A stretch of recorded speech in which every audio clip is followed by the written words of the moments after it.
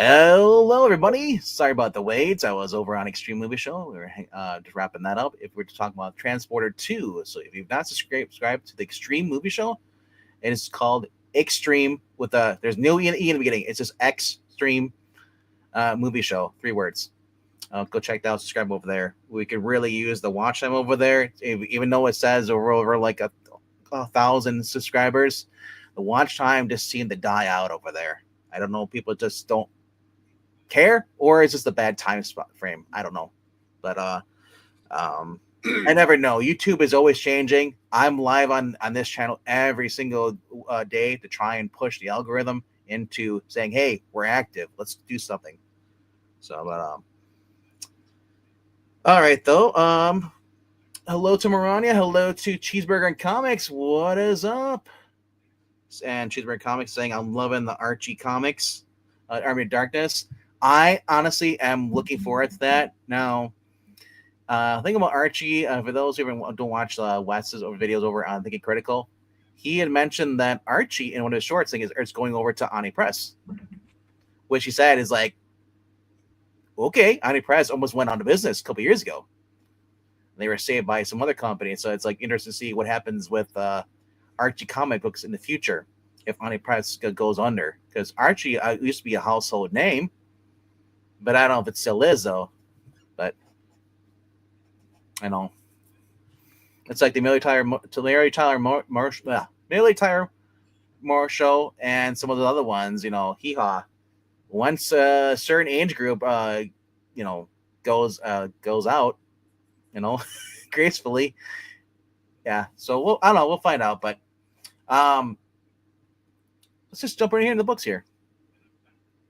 Bregan, how was your night? Are you warm yet? Or are you still freezing your ass off? No, I'm fine. Oh, you're fine now? That's good. Yeah, we're supposed to get up to 37 here on Friday, so I'm looking forward to that. Finally get some of the snow melted a little bit. So we were supposed to get 3 to 5 today. Yeah? Streets are bone dry.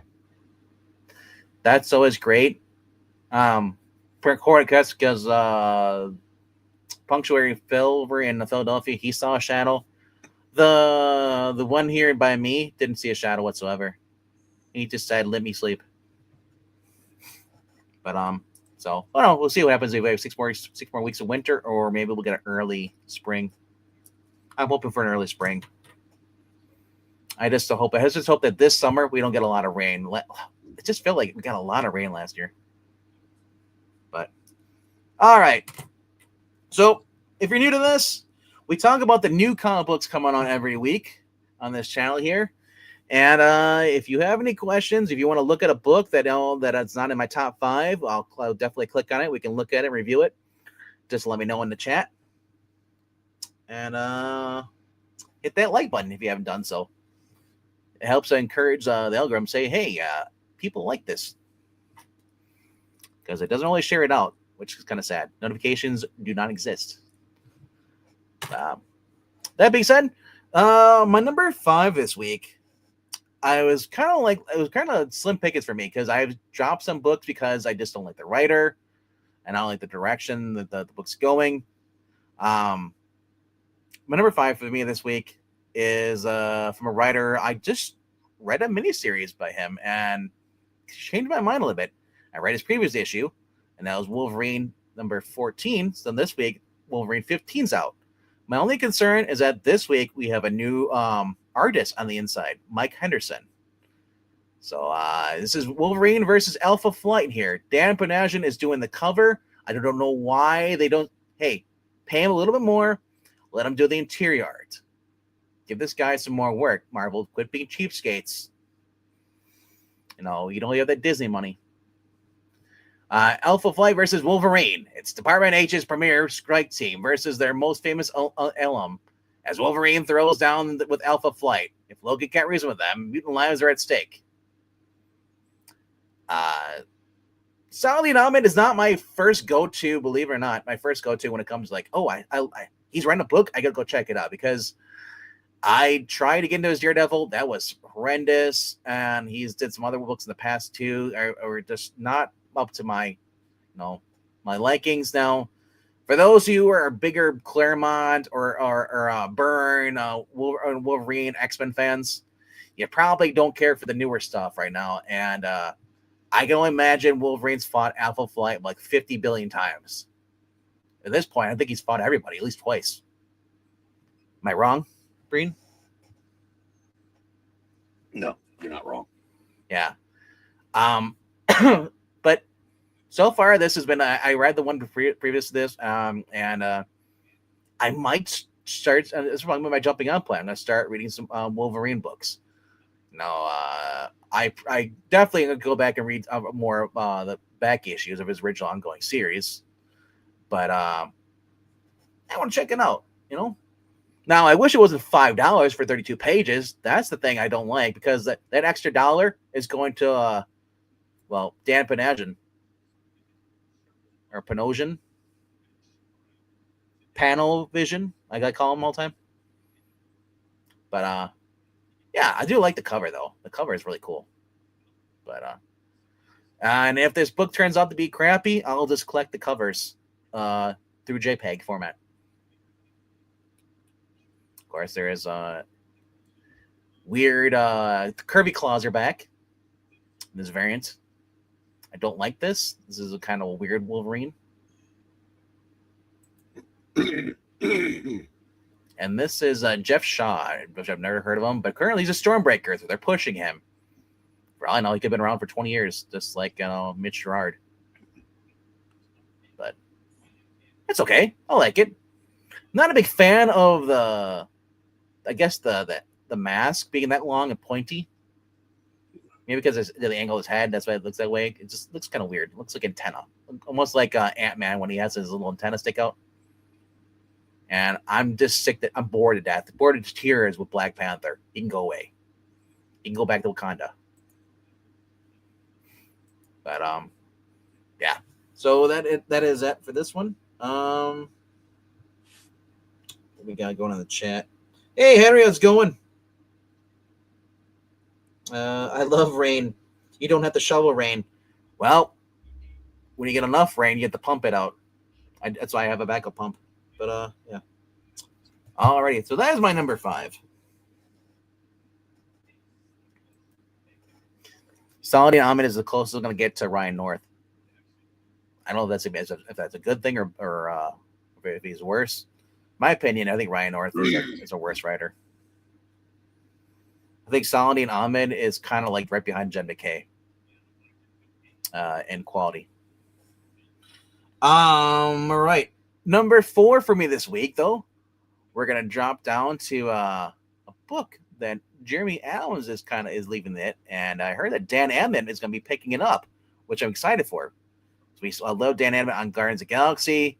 You're putting him on a cosmic space book, I want more of it. And is it this far down? Yeah, Flash Gordon number 15. Dan Abnett's probably taking us over, and not the next issue, but the issue after that. But I think it's next issue though. So we finally have. We're getting into almost a conclusion here. We have evil Flash Gordon versus the good Flash Gordon for all the cookies. The secrets of Mongol revealed. Flash Gordon versus Flash Gordon. Ming versus Ming. World versus world. It all comes to this. What Flash Gordon discovers in the tunnels beneath the Mingo City will change everything in the battle to come. But his evil counterpart is determined to beat him there. And with the help of 2 Dr. Zarkovs, Dark Flash has an edge. Will the 2 men and 2 worlds destroy each other when worlds collide? Jamie Adams and Eder Messias fulfill a Flash-tastic destiny in the final issue of this pulse-pounding arc. Yeah, so I guess Jeremy Adams is off this one after the next issue. I'm kind of to see Jeremy Adams go, but hey, Dan Abnett's taking over, and we got Manuel Garcia taking over for the next one. Man, is that enough to make you, Brian? I know you're like buying comic books. Is this enough to make you come back and start pulling this? No. Dan Abnett, it's not a draw for you. I'm out. I mean, Yeah. We'll make it any plain or not. Mm. You heard it here, folks. The man is out. They can't pull him back in. But yeah, I've just been having fun with this. I'm not a Flash Gordon fan. I'm the guy I've only watched a part of the movie where I see them the Thanagarians are flying. They look like the flying monkeys from the Wizard of Oz, and I've seen the where Timothy Dalton sticks his hand inside the scorpion nest or whatever the hole. Other than that, I've never watched the entire movie before. I just never had no interest. I watched the television series, kind of like a reboot they did in the 2000s on Sci-Fi Channel. But other than that, I never really was a fan of this. The reason I picked this book up because it was Jeremy Adams, and I loved what he was doing on Green Lantern, and this was just like another story, just like that, almost in a sense. And it turned out to be really good. So that's cool. We had 15 issues of Jeremy Adams on the book. He's now he's off the book because he's now a DC exclusive. We're going to have Dan Abnett taking over, and honestly, if Dan Abnett, I hope he soars with this title and just makes it just so much better than anything else that's being put out at Marvel DC. Because I would love to have Dan Abnett on a book that's on the level of entertainment as Red Coat or anything over at Ghost Machine, you know. And yeah, Dan Abnett on Cosmic Book is always great. So this is cover B by Kyle Hotz, who I'm just not a fan of his stuff. Like, I love the detail on some of the stuff, but like the faces, Flash Gordon he does not look like Flash Gordon. He looks like, I don't know way to describe it. His face looks too weird. Yeah. And the robot's a little lanky. But that is my number 4 for this week. Here. Flash Gordon movie from the 1980s is pure camp fun, says Marania. Yeah, I agree. It looked very camp, and the babes were babes. It just wasn't sold on the main guy as Flash Gordon. All right, going to my number 3 for this week though. It loads. Number 3 for this week. We got to scroll down because it's probably that far down there. Where is it? Archie, Army of Darkness. I was telling Marania a little bit about this, and just looks fantastic. Look at this, Marania. She's never seen Army of Darkness. Bruce Campbell. Betty as a skeleton warrior along with Jughead. I'm loving this. And the little Archie is trying to stab his foot. Everything from the action movie just put in that Archie verse. And Archie with the chainsaw hand. This could end up being really groovy. All right. It's a teenage nightmare. There's a certain man named Ash. Housewares. Smart. You may have heard of him, who is doomed to battle against the forces of evil over and over again, whether he likes it or not. No matter where he goes, the cycle of violence always repeats itself until the day he arrives in the picturesque town of Riverdale. This silly, supernaturally wholesome community seems to break the curse that has plagued Ash ever since he first encountered its otherworldly evil all these years ago in the Necronomicon. Or rather, the curse that was broken until an over-curious teenager named Archie finds a copy of the Necronomicon Ex Mortis and reads a portion of it aloud, summoning the horrifying Deadites once again. Now Ash and the good townfolk of Riverdale must hold back the undead hordes long enough for Archie to undo what he's unwittingly done. Otherwise, an army of darkness will roll over Riverdale and destroy everything and everyone in its path. And that's just not going to happen on Ashley J. Williams' watch. Fresh face author Eric Burnham. If you don't know Eric Burnham, he did Saturday Morning Teenage and TMT Adventures right now. We're reading on the channel. He's also worked on Ghostbusters, the IDW. So he's no stranger to kind of like demons and ghosts and stuff. It's gonna be awesome. And he's joined by Wide-eyed artist Bill Galvin from Archie and Guardians of the Galaxy for a long night's journey into mayhem with Archie's ex, Arena of Darkness #1, featuring clean-cut covers of Galvin. Or I guess he does his own cover. The other chair artist. Nice, nice. We have Robert Hack, Laura Brega, Craig Cermak, and Stuart Sager in this premiere issue. All boasts a special premium mystery blind bag that contains 3 limited editions of each issue selected randomly from a range of variant covers exclusive to this offering, including 2 original covers by Galvin and Francesco Francavilla, as well as multiple line art variants and color blanks. Please note the number of blind bags is limited and all locations may occur. The only problem I have with that is a blind bag. If it's $20 freaking, shops are not going to get it because no one wants to spend that amount of money and then also open up the bag and find out the book is ruined and it's not worth crap. But overall, let's look at the covers here. This is the main cover again. And alrighty. And then we have this is Bill Galvin. This is the interior artist. This is what his art's going to look like inside the book. So I already like the fact that Ash does look like Ash. Archie looks like Archie. Betty and Veronica's Deadites. Now they really want a piece of Archie. And then, of course, we have the Laura Brega cover.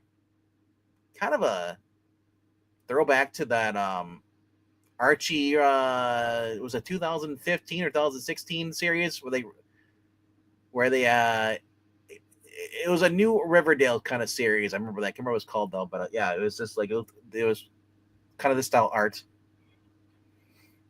Yeah, it was Mark Waid and Mark Waid, yeah. Fiona Staples, I think, was the artist. Yeah. So kind of getting a call back to that a little bit.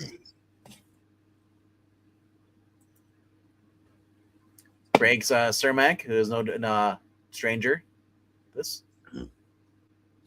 I love this.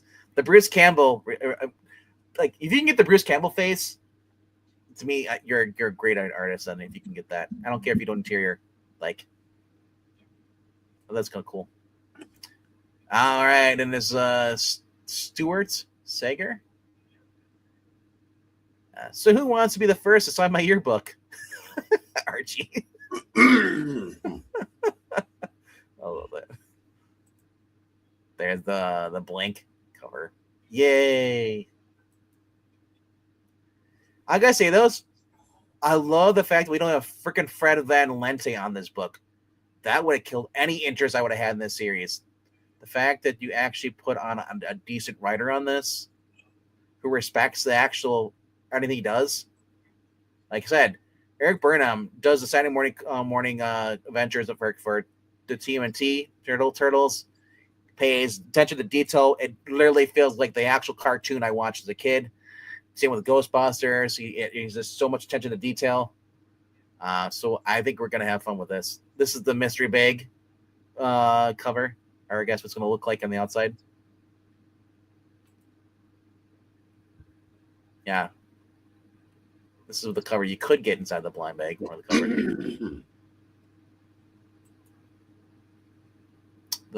Then there's a metal Virgin variant. And this regular Virgin variant, black and white.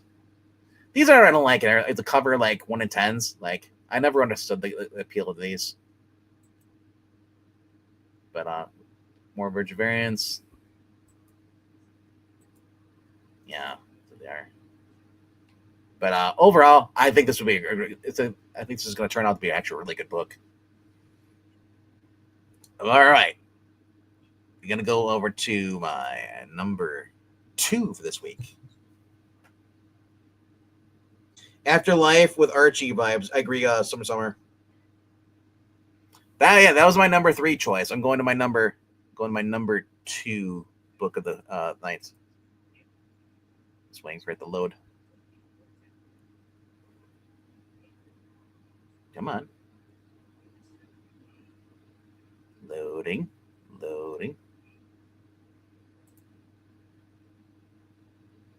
It really doesn't want to load. But how's it going, Summer Sonar?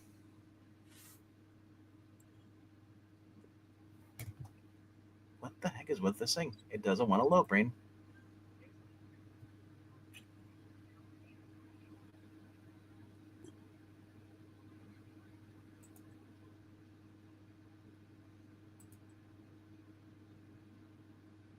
I love when my internet just starts to real slow for some reason. If I can get it, go back.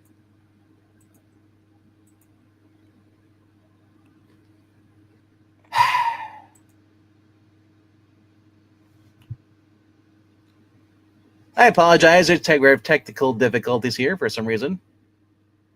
I'm gonna if I start screen sharing for a second.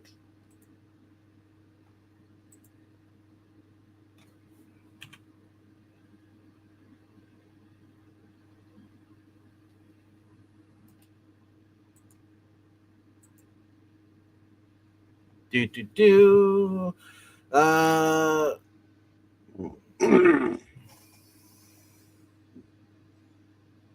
Yeah, for some reason my internet is crapping out on me right now, which is really making me mad. It doesn't want to load it. It could be League of Communications. It could be my internet. So, well, while I wait for the load, I'll put myself back on there, and then we can talk a little bit. Yeah, I'm just waiting for it to load right now. It's just there. It goes. Finally goes. Okay, now I'll take myself back out there. We'll do this again. Apologize for that. But real quickly, look at the comments there. If I see if I missed anything. Jughead's head on the main cover towards the bottom. Yes, that was him. He was a skeleton on the left side, and Betty had the sword. And hello, to anybody else that might have popped in. I didn't say hello to. All right, we'll go back here.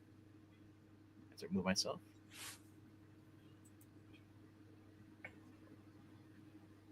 All right. All right. Number 2 for this week is DCKO Boss Battle, number 1.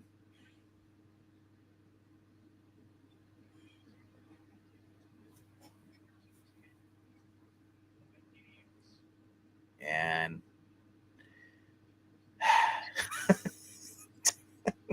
well, if you can just look at the cover from here, if you can just zoom in a little bit.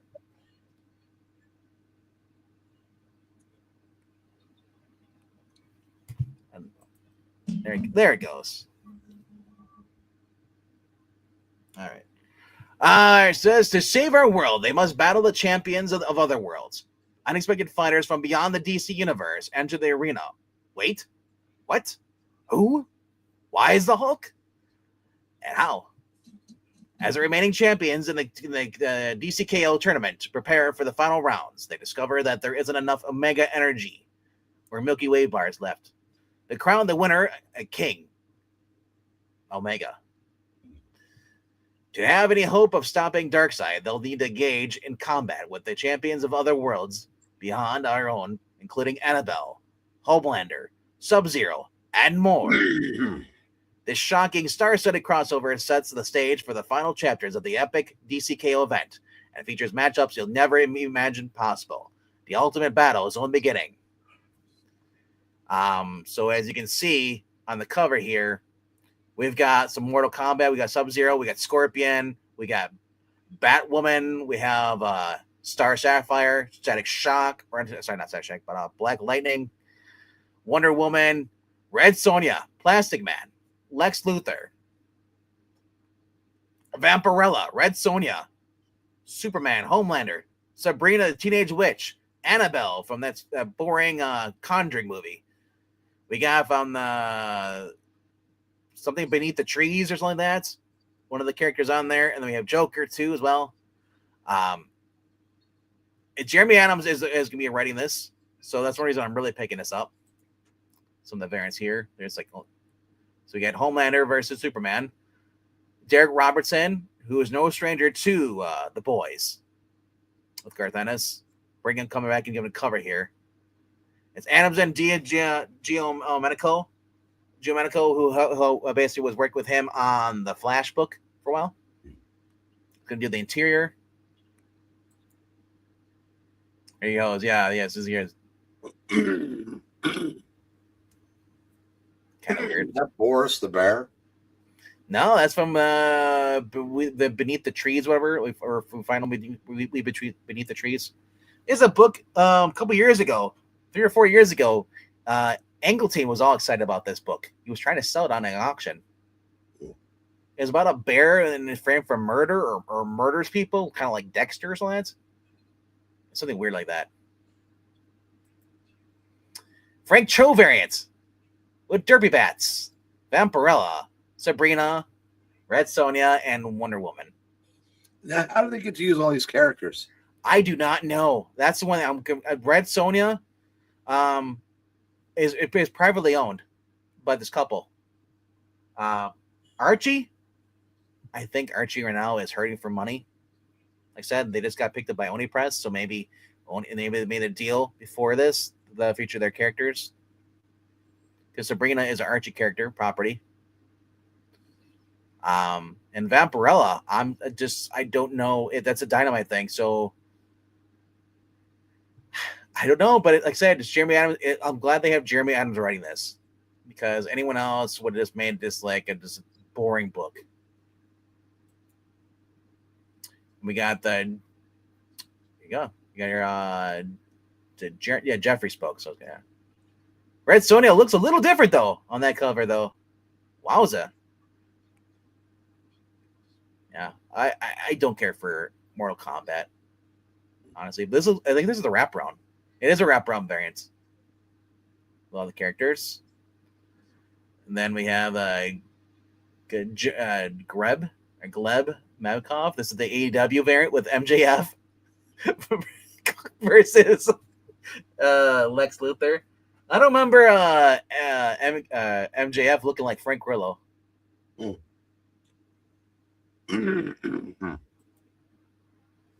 Yeah. Here's, I guess, yeah, this is the same thing over again. This is the foil version. They're gonna have this. The blank run. Yeah, so what we got here? 40 pages for $5. We got our Carmine D. Jimico, GN Medical, Ronan Kuke, Kieran McMccohen, and Pablo M. Collar, all doing the taking turns on pages of the arts. We got Tom Napolitan doing the lettering. So this actually might be really good. And the main cover is done by Jamie Campbell or Jamal Campbell. So here's all your characters. We're gonna have Gorilla Grodd in here too. Beneath the Trees Where Nobody Sees. That's the name of the book. I couldn't remember what it was. Yeah. Shang Tsung, Vampirella, World Forager. We're also going to have the Absolute Universe in here too as well. Absolute Batman, Absolute Superman, and Absolute Wonder Woman, and Booster Gold, who I thought previously was possessed by Darkseid. But so definitely checking this out. Normally I wouldn't check this stuff out but I like Jeremy Adams. We're going to support him. We got Archie Comics, we got Dynamite, and we got a New Line Cinema. So, it looks like Nordstrom, but yeah, that is my number 2 for this week.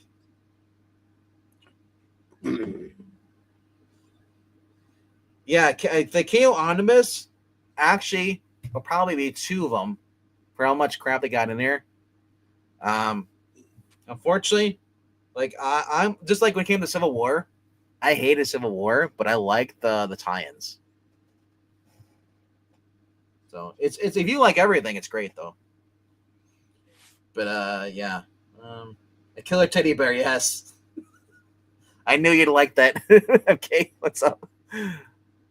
I wouldn't be curious. I wouldn't be shocked if MK goes out and picks it up this week. He's like, I gotta check this out. Annabelle's in there, so he's like, hell yeah. Mortal Kombat. Number 1 book though for me, I'm really recommending you guys pick up if you have it. It is DCKO Night Fight, issue 4 of 4. Find an issue. Batman was knocked out in the first round of DCKO, and he basically had an apocalypse armor on it, which allowed him to basically escape from being killed, or wherever they go when they die. So and because he cheated, the what do you call it, the Omega Heart or whatever it's called, Apocalypse Heart, has been trying to basically like tempt him, and stuff, into giving in, throwing him from different worlds, which I really like. This we got to see a future version of not only of Dick Grayson but of Jason Todd, both as Batman. Now, Jason Todd, I was more excited for, because I would always wonder what it would be like if Jason Todd gave up being Red Hood and became Batman, and he was kind of like a Red Hood version Batman. It was really cool. That was an issue 2, and yeah. So in this one, he finds out that Damian, in this universe, there is no crime. Gotham is basically just like Metropolis. The crime is gone. Damian has a son, and Damian even says, "Hey, I know I'm not a real thing. This is all created by the thing." But he's like, but Bruce, like, can you really write us off in all without saying hello to your grandson? So so here's my big thing is this. Josh Williams says that Damian's not gay whatsoever, so you can't say that bullshit that he's gay, because he has a son. All right. For Batman to win, does Damian have to lose? Bruce Wayne became Batman to strike terror in the hearts of criminals, but he never imagined a world where Gotham City would be so safe it no longer needs its Cape Crusader. But when he arrives in Gotham, where Damian achieved that very peace, will Bruce destroy everything his son has built to overcome the heart of Apocalypse test and re-enter the KO tournament? So here's my prediction. We know that Superman's going to die somewhere at the end of the tournament, probably, but based on what they're doing, replacing with Superboy Prime. I wonder if it's going to be Batman who saves the day. That would be interesting.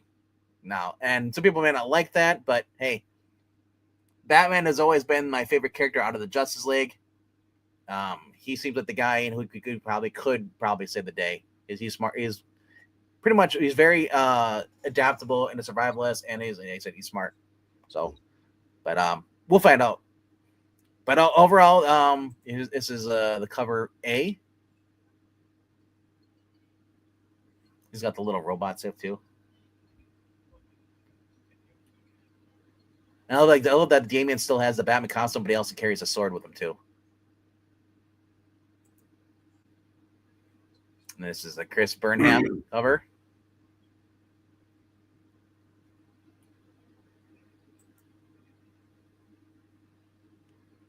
And then we have Yasmin Putri. Here we have the Jason Todd Batman. All the Batmans. Damian, Tim, and then we also have Dick and Jason Todd, yeah. Dustin again variants. So this has been my favorite out of all the tie-ins, because this is basically just we're getting Joshua Williamson and Dan Mora, who I love having them basically on a title together, because you know it's going to look good and the story is going to be good. So this is my number 1 pick of the week. Yeah. Where's the Wuzzy Winks guy whose superpowers only work sometimes? I don't know what you're talking about. I don't know anybody who is a super impotent. But all right. But if you have any questions as far as what books you want to see let me know in the chat. We're gonna go back to the books here, and then probably go into the trades real soon once my page loads. What was it? See here.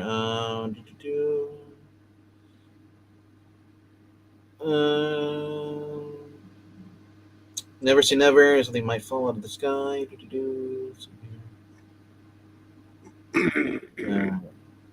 Oh yeah, Ronnie said the Superman and Spider-Man crossover reprint is the second one. They included Hulk and the Wonder Woman. Yep, that's one of the trades. That's also on the cover too, of the thumbnail. But yeah. If you guys have any books you want me to look at, I'll just kind of casually just scroll by them. We have Absolute Superman coming out this week. We have by Jason Aaron, Batman by number 6 by Matt Fraction, Absolute Green Lantern, Chris Condon on Ultimate Wolverine, number 14, Ultimate Endgame, number 2 by Denise Camp. Joe Kelly, I think it is, still doing the Amazing Spider-Man. And Kenny X-Men with some more monsters stuff. I think that's the Gail Simone run. I'm not sure. We got Batgirl, Poison Ivy, Avengers, with a really looking weird cover. That's John McKay. Spawn is out this week. JSA, number 16, Jeff Lemire. Department of Truth is still going on. Issue 35. Then we have Shadows Tomorrow event, which is basically they're going to, that's the new one after Age of Apocalypse. Shadows of Tomorrow is the new one. Start and it's going to go through March. So got that one. Batman Beyond or Batman Sad Beyond. It sounded good. I read the first issue, but then it really started leaning into more of like a virtue signal, kind of like just the same bad tropes, and just like people protesting because they don't like something. I was like, I'm done with the protests in comic books. I'm sick of it in real life. I don't want to see it in comic books. We're done with that bullshit. Let's just write an actual good story. And it just, yeah. Even Batman, even Terry McGinnis was written out of character a little bit too. But all right, we have the Nice House by the Lake, or actually by the sea. So I guess that James Tynion is doing a spinoff. Nova Centurion is out right now. Spider Gwen, Ghost Spider, Storm, Earth Minus Mutant, Logan, Black and Blood, The Walking Dead, number 130, Sonic the Hedgehog, which is a really good series. Although I'm concerned though because I see a kid in there. I do not like when humans interact with the hedgehogs. The only one human exception should be Dr. Eggman. Storage is going to be coming back with issue number 48. We got a Spirits of Violence number 5, Twilight Zone by Nate Powell or something like that. I didn't know there even was a Twilight Zone book out, but I guarantee it's nothing like the original ones, Gold Key or Dell. Seven Sword of Conan, number 12 is out this week too. I think that this is a reprint, or it's not a reprint. It might be continuing on the magazine because they were doing those. Load. We'll wait for the load. Godzilla Infinity War. The Marvel, they're really upset with Godzilla for some reason. Now the Turtles have Godzilla stuff too. Is there a Godzilla thing coming up? Because we got 3 Godzilla books in a row here. All right. Yeah, Star Sword is basically a cataclysmic Conan story from writer Chris Ryle and artist Gabriel Rodriguez, a twisting Bran Mac Warren prose tale from Fabian Nastasia, and return of El Borak, from writer Patrick Zurcher and artist Merkel Kolak. Captain covers from Adrian Smith and Jeff Ershwood, plus art pinups and more. Savage Sword of Conan. Schwab closes out its second year in sword swinging style. 64 pages for $7. These are the black and white books. These have been really good. Back to the magazine style. So we got the main cover, and then we have the Jeff Ershwood cover variant.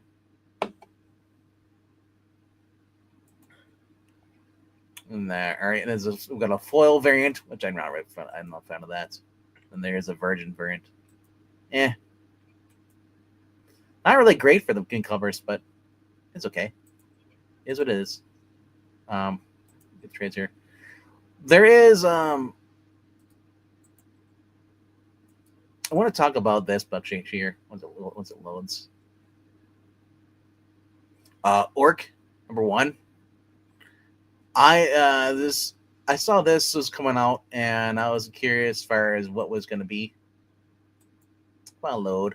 Come on, come on, come on. This is a new jumping on book for Image. Armed with nothing but magical yet ambitiously violent shield, a lonely orphan stumbles headfirst into Sunderain's never-ending war between the light and dark elves versus orcs, wizards versus common sense, dragons versus literary Everland, and caught dead center is Dork. The wholly convenient doomsday prophecy, the half dwarf, half orc, all dork, is evaded to end the world. Soon, every human, elf, goblin, dwarf, snargletooth, necroid, ice giant, trauma llama, and at least 3 other unpronounceable magical creatures will know his name and want him dead. There will also be a chicken. So, fan favorite artist Brett Bean from I Hate Fairyland, Dungeon Crawler, and Carl the Crocodile. Colorist Gene Francis Biello from I Hate Fairyland, and letterer Nate Pickles from Minor Threats. So, high fantasy romp, perfect for fans of Conan, Lord of the Rings, and of course, Gert's deadpan humor. $3 for 24 pages, or basically $3.99. I do recommend this. This actually looks really cool. Could be, and it could actually be a decent book. Here's the Jorge Corona cover B. Then we got the Jason Howard.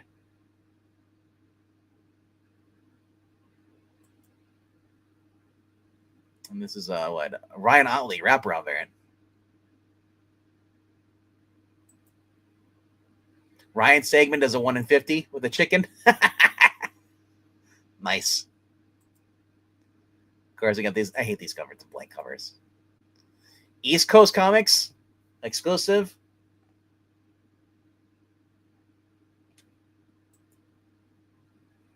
And the Comic Shop, Pressel's Comic Shop. And then Orion Brown Virgin variants. This is his Lab Lucis Comics. Chrissy Zulo variant from Tel Comics. And That Boy Crisp, Jesse Lundberg, makes Spider-Man 300 homage. What the heck? So, and for those fans, I guess if you like I Hate Fairyland, this is probably right up your alleyway. I think that was Undead Quinn that was buying that. So that was coming out too. And then we have reprint filing. The original one is like $49 or $50 right now, I saw, for Raw. And this is like 64 pages for $18. And it is the original oversized one, including with all the ads, whatever was in it. 2 heroes, 2 legends, together at last. Dr. Doom has sought long to rule the world with a parasite's help. Project Omega might very well even lay the earth at his feet. Can the reunited Superman Spider-Man uncover the Latvarian monarch's plan before the planet pays the price? Maybe a little help from Wonder Woman and the Incredible Hulk. So we get the normal cover here. And there's even a Brian Boland variant.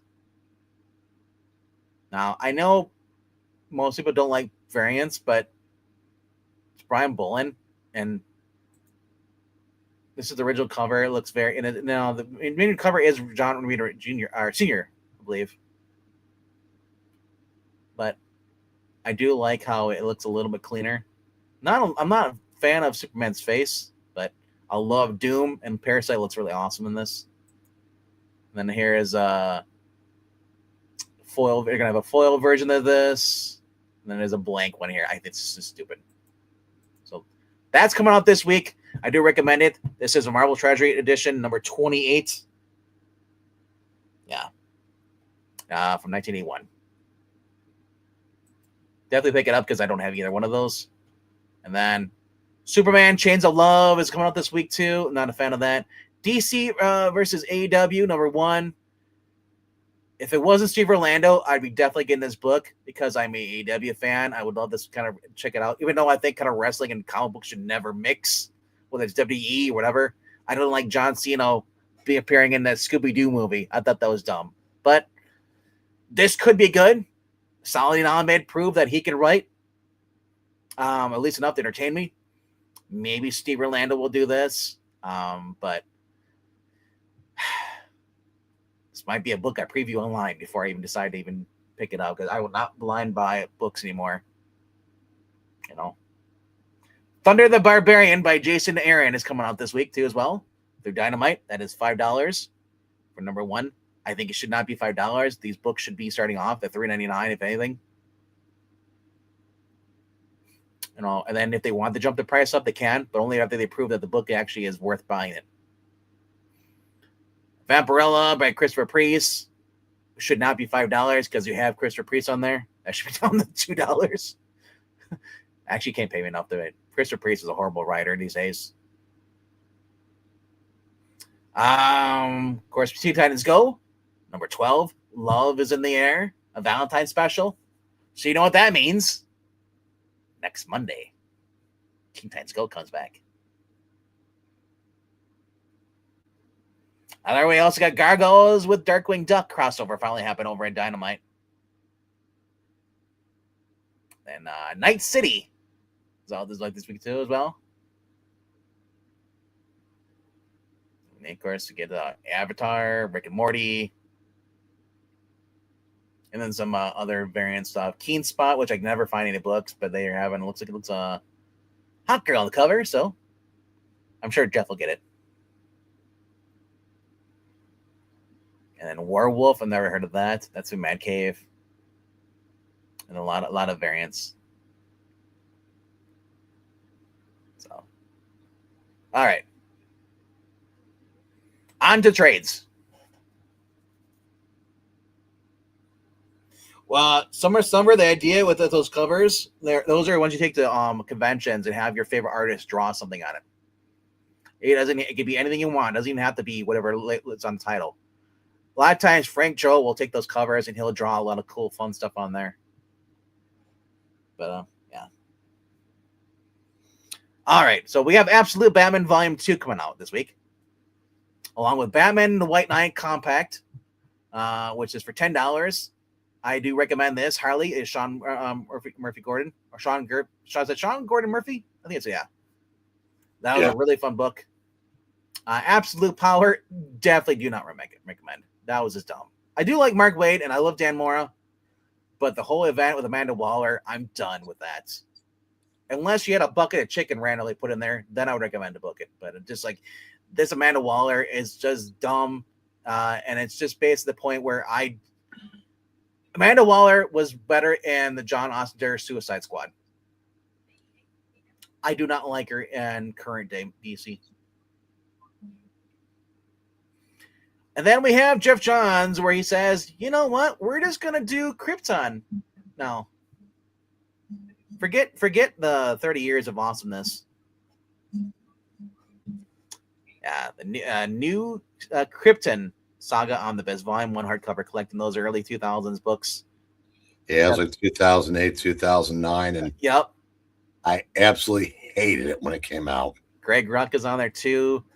Yeah, and it's just like, I just didn't. I'm with you. I said I didn't want the post-crisis Superman to be undone, but it was that was basically the last, the final nail in Byrne, Wolfman, and Stern's coffin was this story. Honestly, for me, it felt like that's the end of DC. Well, it wasn't, because at the time they were doing everything well but Superman. It was sort of like at Marvel. They're screwing up Spider-Man, but doing everything else well. DC was screwing up Superman and doing everything else well. But man, I hated this. Yeah. New 52 was only a couple years after this. Yeah. And New 52 wasn't any better, but no. Wonder Woman Campbell's Soup Edition. Yeah. And Enter the Cheetah. That's $40. And so if you don't like that, you can go for the John Byrne Epic Collection from Fantastic Four. Wow, Wonder Woman, Enter the Cheetah. A bunch of weirdo shippers just got really excited. The original Cheetah, not Barb like we know it. Hashtag justice for Barb. All right, and then so $55. That's the new Epic Collection price now. $55 instead of 50. Yeah, but that's John Burns' run, so at least it's worth it. It's hasn't already been collected before. Well, there've been Burn omnibuses, but eventually the Epic collections are going to get through everything. But if you don't have, if this is go pop that open and see what issues that is. It's a 200. So I think it does. I know that. That's 20. That's the cover to 20. But it also had some Italian issue. 43. I don't know if it starts at the Burn Runner before it or.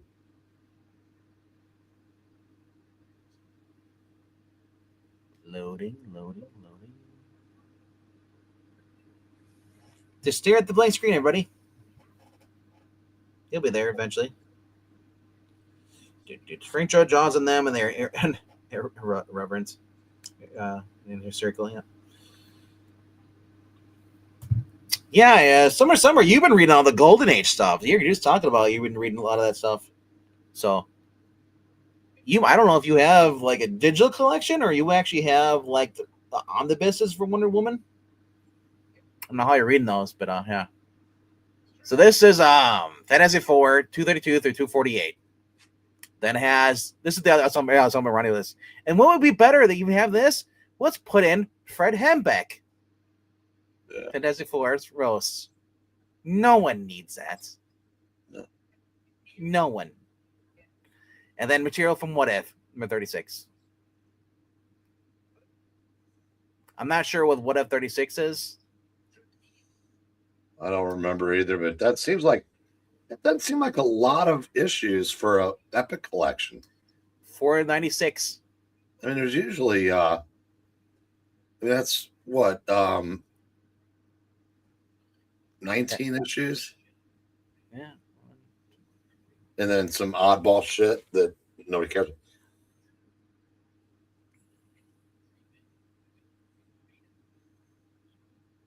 So is there like 18 issues in this? 17, 18? And then it has the What If is, what if in his forehead not gained their superpowers? That's the What If is. There's issue 1, but they came back without their powers. So I don't know. It's Darwin Cook's The Complete Spirit Connoisseur edition, hardcover. Connoisseur. Yeah. The Croissant edition. Yeah. Curious because I mean, this has been collected before too, but I mean, I'm just curious what this has. Immerse yourself in the noir world of Darwin Cook's spirit, now collected in one place for the first time in his oversized collectible edition. Wow, everything. Masterful storytelling and flair for noir style. Darwin Cook was uniquely suited to reintroduce Will Eisner's beloved comics creation, The Spirit, to modern audiences. Now Darwin's Spirit comic stories are collected in their entirely for the first time in his oversized hardcover collection, presented with a beautiful slipcase designed by Sean Phillips. Fuck yeah, Sean Phillips, awesome. And who also oversaw the Eisner-winning Richard Stark's Parker, the Martini edition, Last Call, to which this book is a companion in size and scope. Jay Bone, Cook's and a longtime collaborator, provides an introduction. Also, there's definitive edition version of Cook's as a Spirit is a gallery featuring all the covers, 2 variant covers from a Rocketeer Spirit crossover, and several never before seen drawings. Collects Spirit 1 through 6, 8 through 12, Batman Spirit one shot. So, what the hell's in 7 that we can't see? They don't collect it. Was 7 a guest writer? That is weird. But $100 for 324 pages.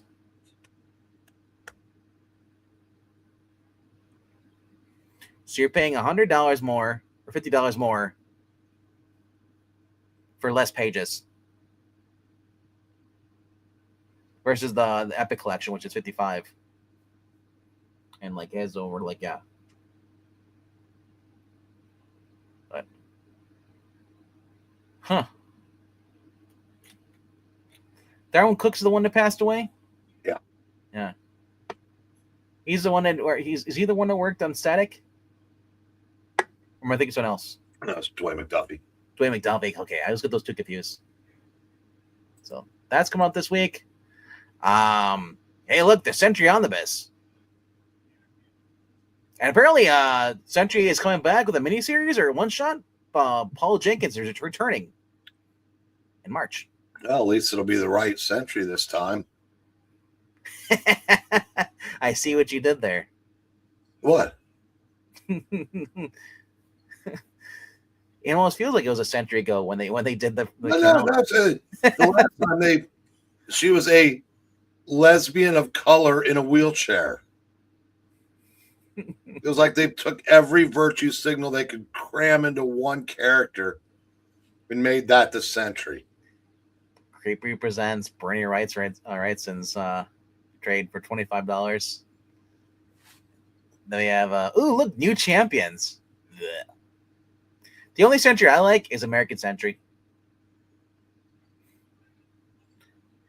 And not the insurance. Or Teen Titans Go Home, Go Big or Go Home. That is the first 6 issues. We've already read this on the channel. This is the current ongoing series. Hey, look, Lumberjanes. Blech. Supergirls, Superheroes, Crypto's Big Break. Oh shit, he's holding a Batman mask. He better run. Marvel Fanfare is out. There's volume 2. Got an Eerie Archives volume 13. FBB or FBP, which is a book that came out in 2006, a long time ago, and it's finally being, I guess again, not right. It's just a 26 edition. Here's the other Marvel Fanfare cover. Arthur Adams direct market variants. And Damsel from Distress trade. This is coming through Mad Cave. And the Smurfs Archives, Mad Cave. Yeah. And that's it for this week. Oh.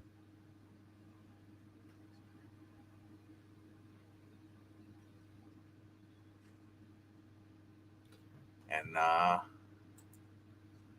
hold on a second. I don't know why it's not showing it. Getting an error.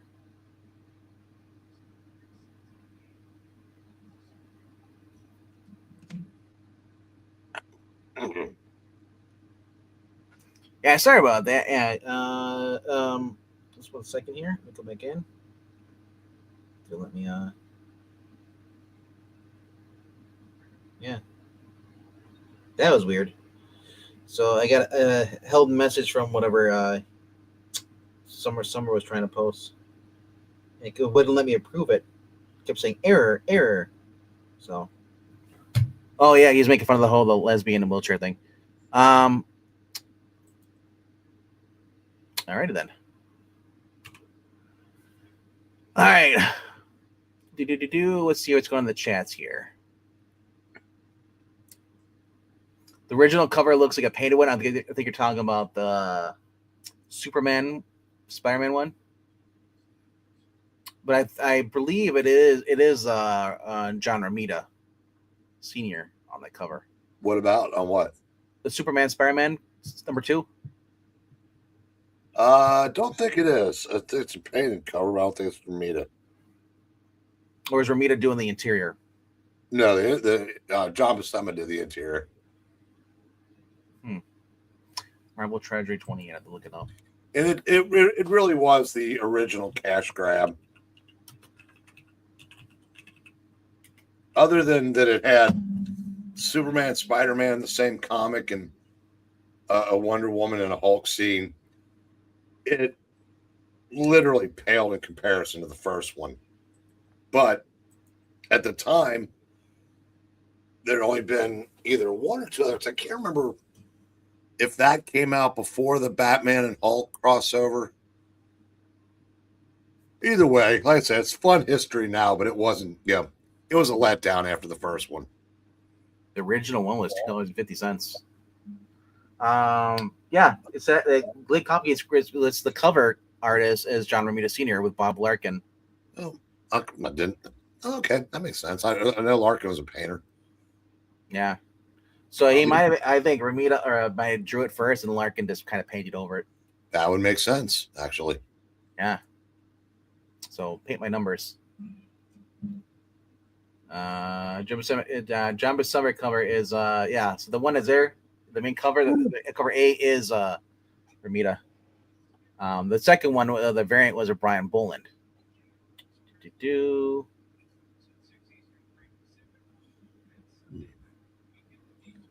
Now I'm reading Uncle Man, Challenge of the Unknown.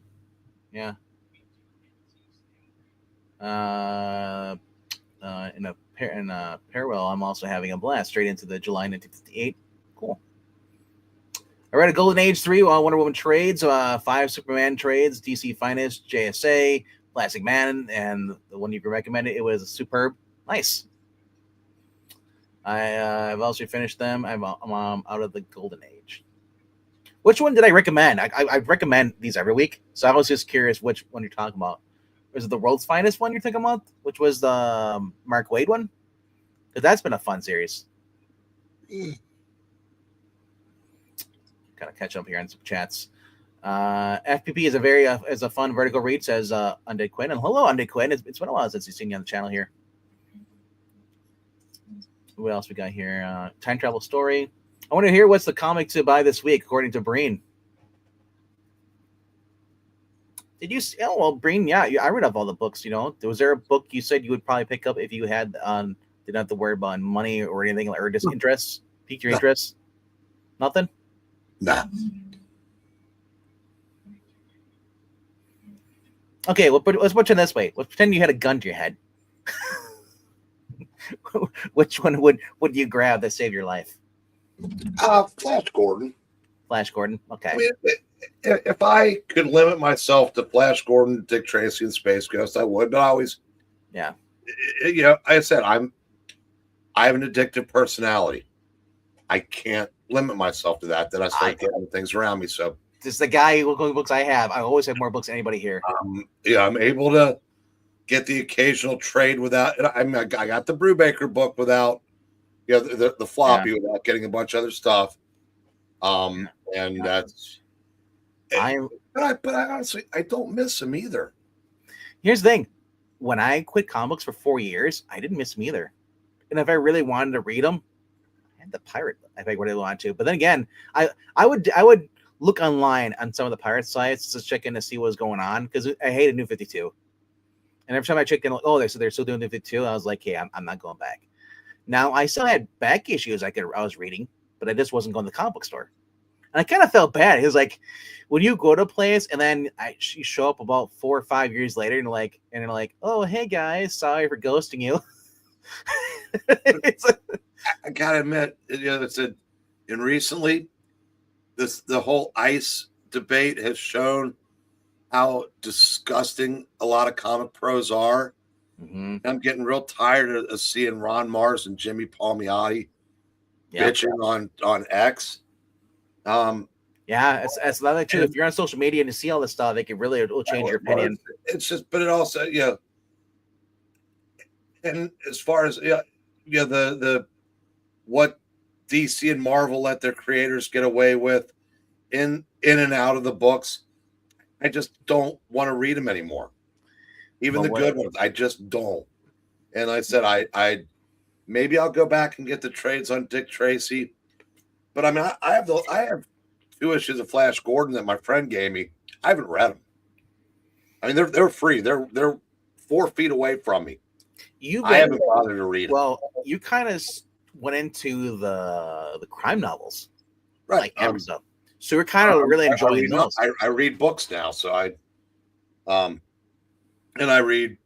I said I finished I'll read the Doom Patrol when I get it. Yeah. Like when I was reading the Green Lantern, I was reading. I would take a break from whatever book I was reading to read an issue of Green Lantern every night. Yeah, it says Under Quinn saying I have none this week. I cut back a lot. I cancel your polls before you quit. I've never had polls. No, yeah. Brain worked Never actually done at a comic book stop or at least new people, and he would just walk in and just grab like I don't have a pull list. My pull list is on here. Is my personal private thing. I don't go to actually have a shop and be like, hey, we're gonna pick up my books. I don't do that. I've never really been one of those people because that's how I like also limit myself too. If it's not there, it's sold out. I don't have to worry about it. I had decades. I mean, I was in the hobby for decades before pull list became a thing. I just never switched over. It's the thing. It's first come, first serve. If it's not there, if it's something I really want, I'll ask, hey, can you pull this aside for me this week? Like, or if I can't make it, I'm out of town. The few times the past 2 years I've gone to Chicago with my sister, I'd call him up. They'd be like, hey, dude, can you like pull this? I'm gonna be gone out of town for this. And he's like, cool. And I pick it up on Thursday. But I've never been the person's like I have to have a pull list, and because my thing is like I would feel bad if I don't go, and all of a sudden I have like 6 weeks of pull lists, and that's how you really piss off your comic book shop. So I never did that. Plus I like being able to browse, looking at stuff to see what's exactly okay. Maybe it's something a title that's on my pull list, and then I don't see it there, and I just like so I love browsing the shelves too. And allows me a chance to go through the back shelves too and everything. So I don't know. I just never been into the pull list stuff really. Now there are people who do that. Now that I understand, there's reasons for it, but it's just not my thing either. But Henry's saying if I had a gun to my head, I'd pick the Fantasy IV Epic Collection, even though I already have original books. But better than being iced. Did you see? Did you see Aaron's last post? No, I did not. Date night. We're off the hook. Date night. Let's talk more book. That's the best thing to come up with on the fly. So you're saying that you can't wait till tomorrow night. It was just you and him. Well, thanks for thanks for killing that buzz, fuckface. Hey, yeah, is date night with the wife and then date night with the work life. I wish this were like that Japanese TV movie, like Ringu or whatever. I can just reach into the computer and grab your neck and just snap it. Like Homer Simpson. Why are you little? That's what I'd be doing right now.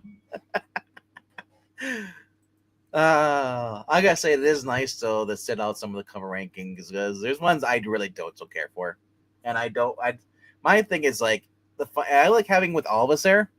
On Sundays. Yeah, I do. I'm kind of trying to if it's not a steer book him in that direction. If it's not a book I'm interested in, really excited about, like super blank comic books, maybe 90s. Sure, way better than I thought they were going to be, though. Yeah, I thought they'd be like because they were. Yeah, since Kevin McGuire was the artist, they were a lot like that. Either McGuire, I think it was McGuire or Templeton trying to do McGuire. But they looked like Justice League covers, kind of. So I didn't mind those.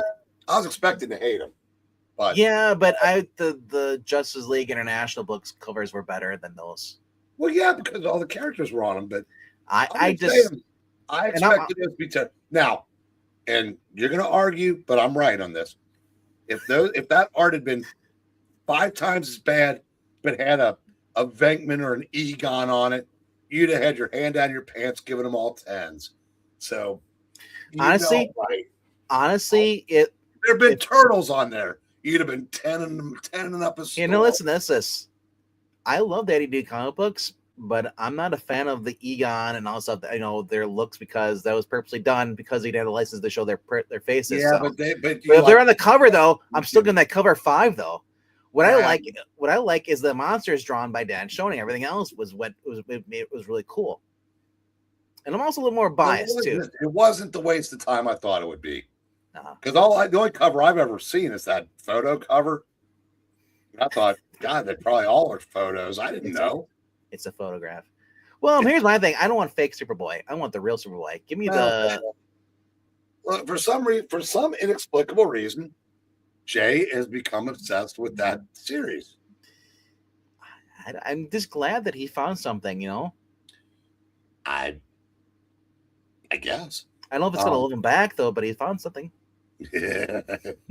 You should join us tomorrow night, by the way. I can't. I'm reading. At 10:30?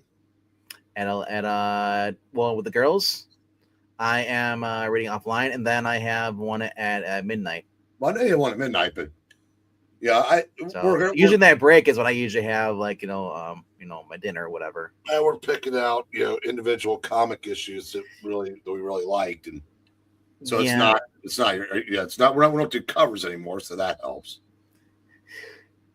Yeah, I don't know. I said like the Superboy covers. I'm not a huge Kevin Maguire fan, so I really didn't like them compared to some of the better artists I've seen on Superman in the post-crisis era, or even in the Silver Age. I'm not sure there was any better artist than Kevin Maguire. If you like his style, which I do. I am not a fan of his style. I'm not saying it's bad as Bone. It's just I didn't like that style he did with Superboy. It was Superboy. Anyway, yeah. We'll have to agree that I have taste, you don't, and well, you like pineapple on pizza. I don't like pineapple on pizza. That's just the way it is. Well, I'm not repulsed by it, but I'm not a fan of things that shouldn't be there. So if I want to have pizza, I want my toppings to be not sweet. Yeah. I mean, I don't even like sweet potatoes. I hate sweet potatoes. I know some people can mix that shit. I can't.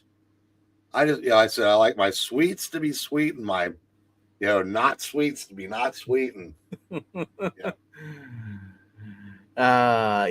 so plus also gives me an excuse to sit out on some of these cover rankings, which I do like having a chance to sit out sometimes. No, I know. I envy you that. I'm just saying Wednesday nights, at least we're not doing covers. We're doing comic related things, which I don't mind doing. Before all this, before Wes started stealing my videos, I was OG CG. Okay. I'm like Tom Brady after the mother tackles him. I don't miss that. Blame Canada for a pineapple on pizza. Apparently that's what you're been told by Undead Quinn. I was answering that in Canadian. Yeah. Hey. I guess so, eh? Hey, guess what I found out existed last night? French toast? Oh no, I've been aware of that for a long time. Just look at my gut. I've been reading Mike Shane novels. Yeah. And I know I've got hundreds of those magazines in the garage. I'm probably gonna have to pay Phil's brother-in-law's son to dig them out, but that's neither here nor there. But yeah. And I know there was a series of movies in the 40s with a guy named Lloyd Nolan who I really like. Okay. But I found out there was a TV series in 1960. Wow. And one season? I think it was one season.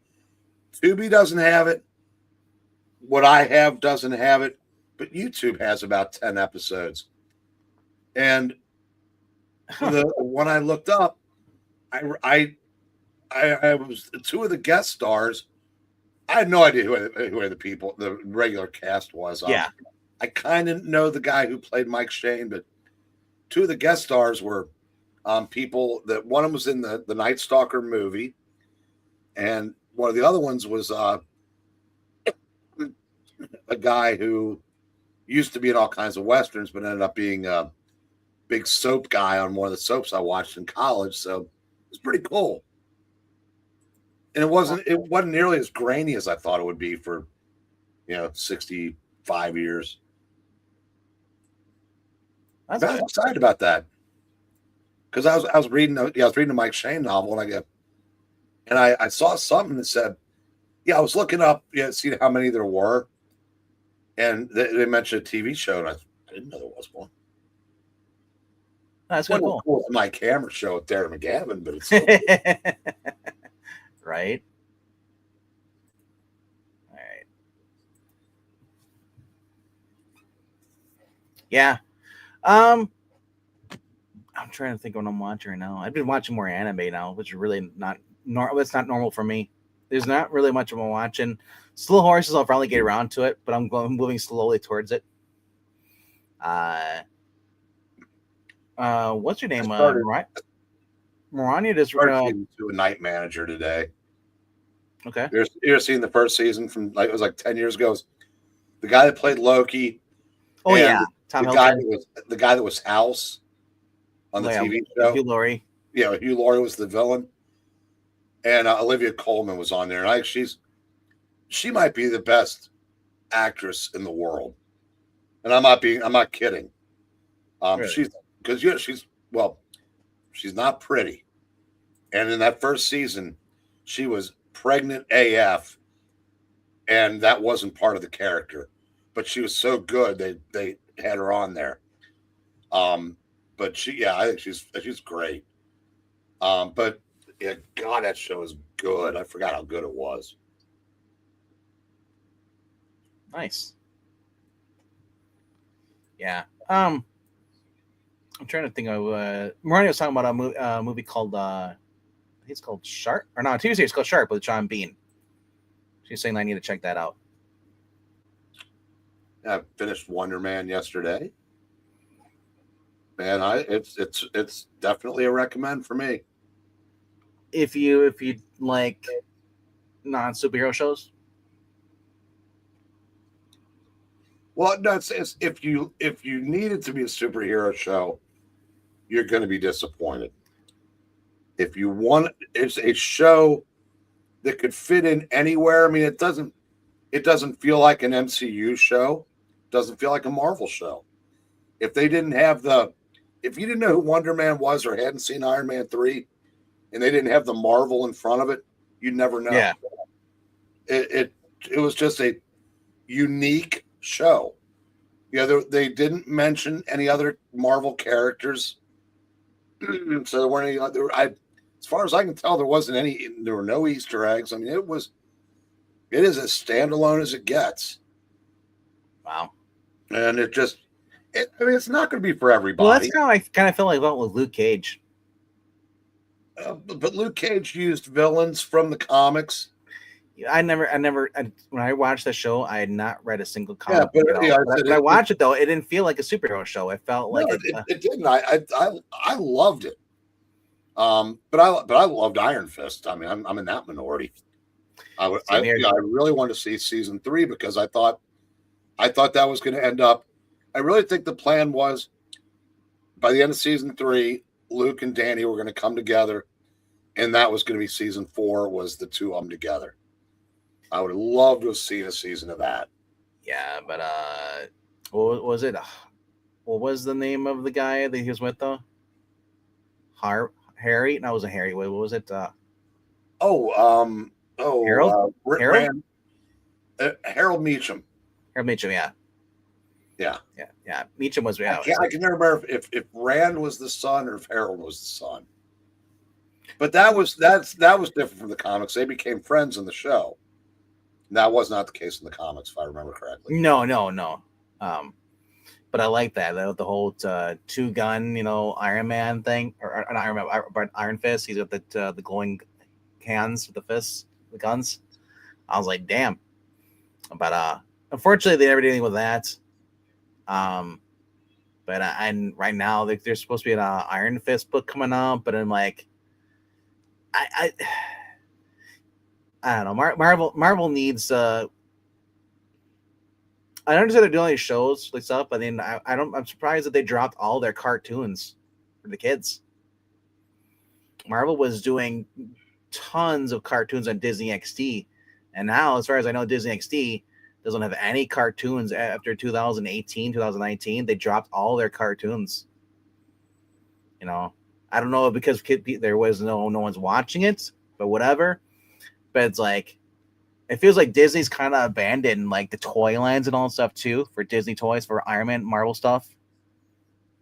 DC does some stuff too. If you go to like some of the Target places, you actually get action figures, but it just feels like these companies don't care about the kids anymore, and they do all these live action stuff too, which I mean, kind of like if you're a kid, man, growing up like in the early 90s, 2000s, we had an Iron Man video game. Man, that game sucked. But you know what though? It was everyone was excited to play because it was an Iron Man game. And then you got the Captain America game that came out. That was after the first movie came out. You had the Wolverine game that came out too. Like you had all these cool like Marvel video games that were aimed towards like the fans, the kids stuff. And nowadays, like they don't even do that anymore. It's like they say these are family friendly Disney movies stuff, but I think that's a cop out. But I don't know. We'll see what happens with that with Disney stuff.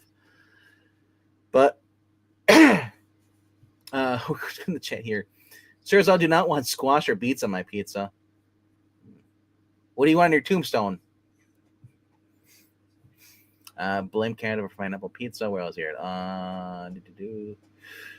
Pineapple pizza because it waters the pizza a bit. Ugh. So you like soggy pizza? Is that what you're saying? Summer? Ugh. Brussels sprouts on pizza, I'd not tolerate.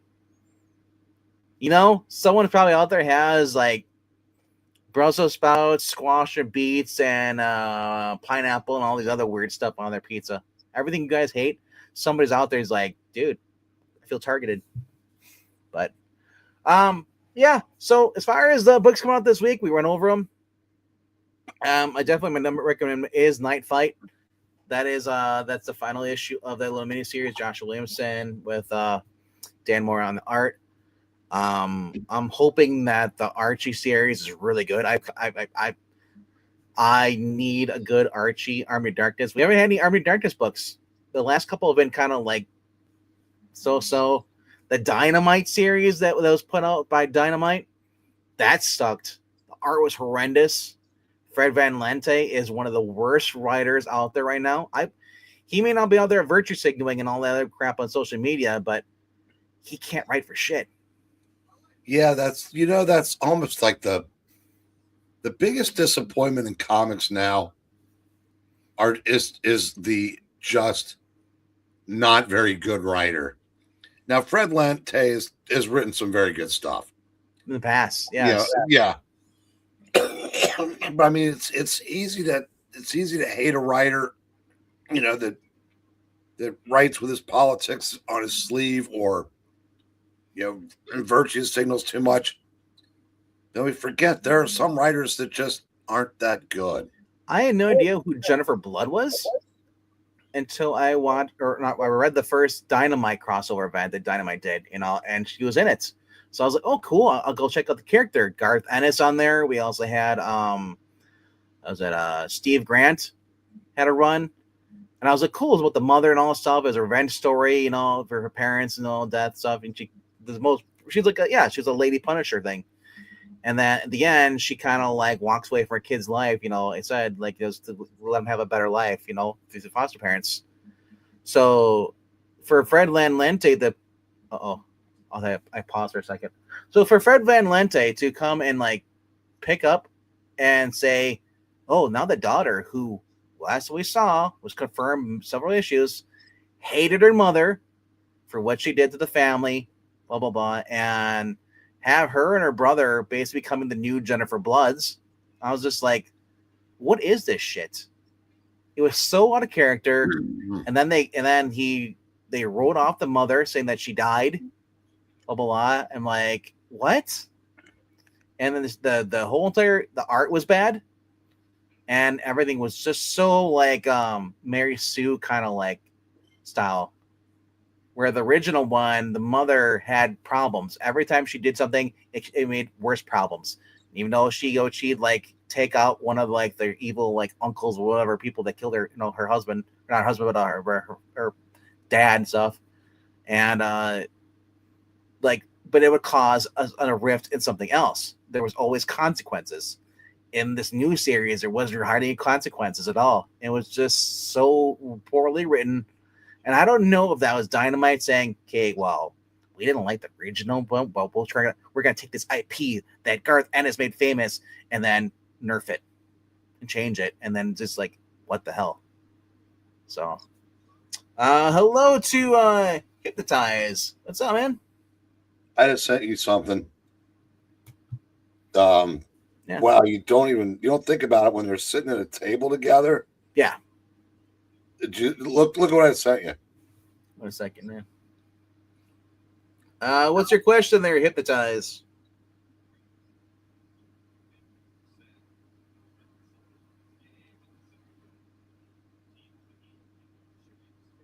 Oh yeah, That's crazy.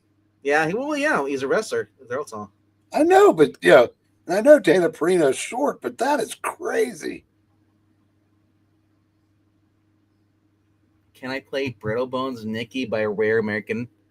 No.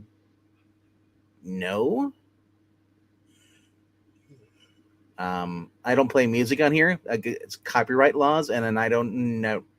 Yeah, this is a kind of left field there. Never heard of Brittle Bones Nikki by Rare American, please. So must be a new artist or something. What's What do you want my thoughts on it? Is it a controversial song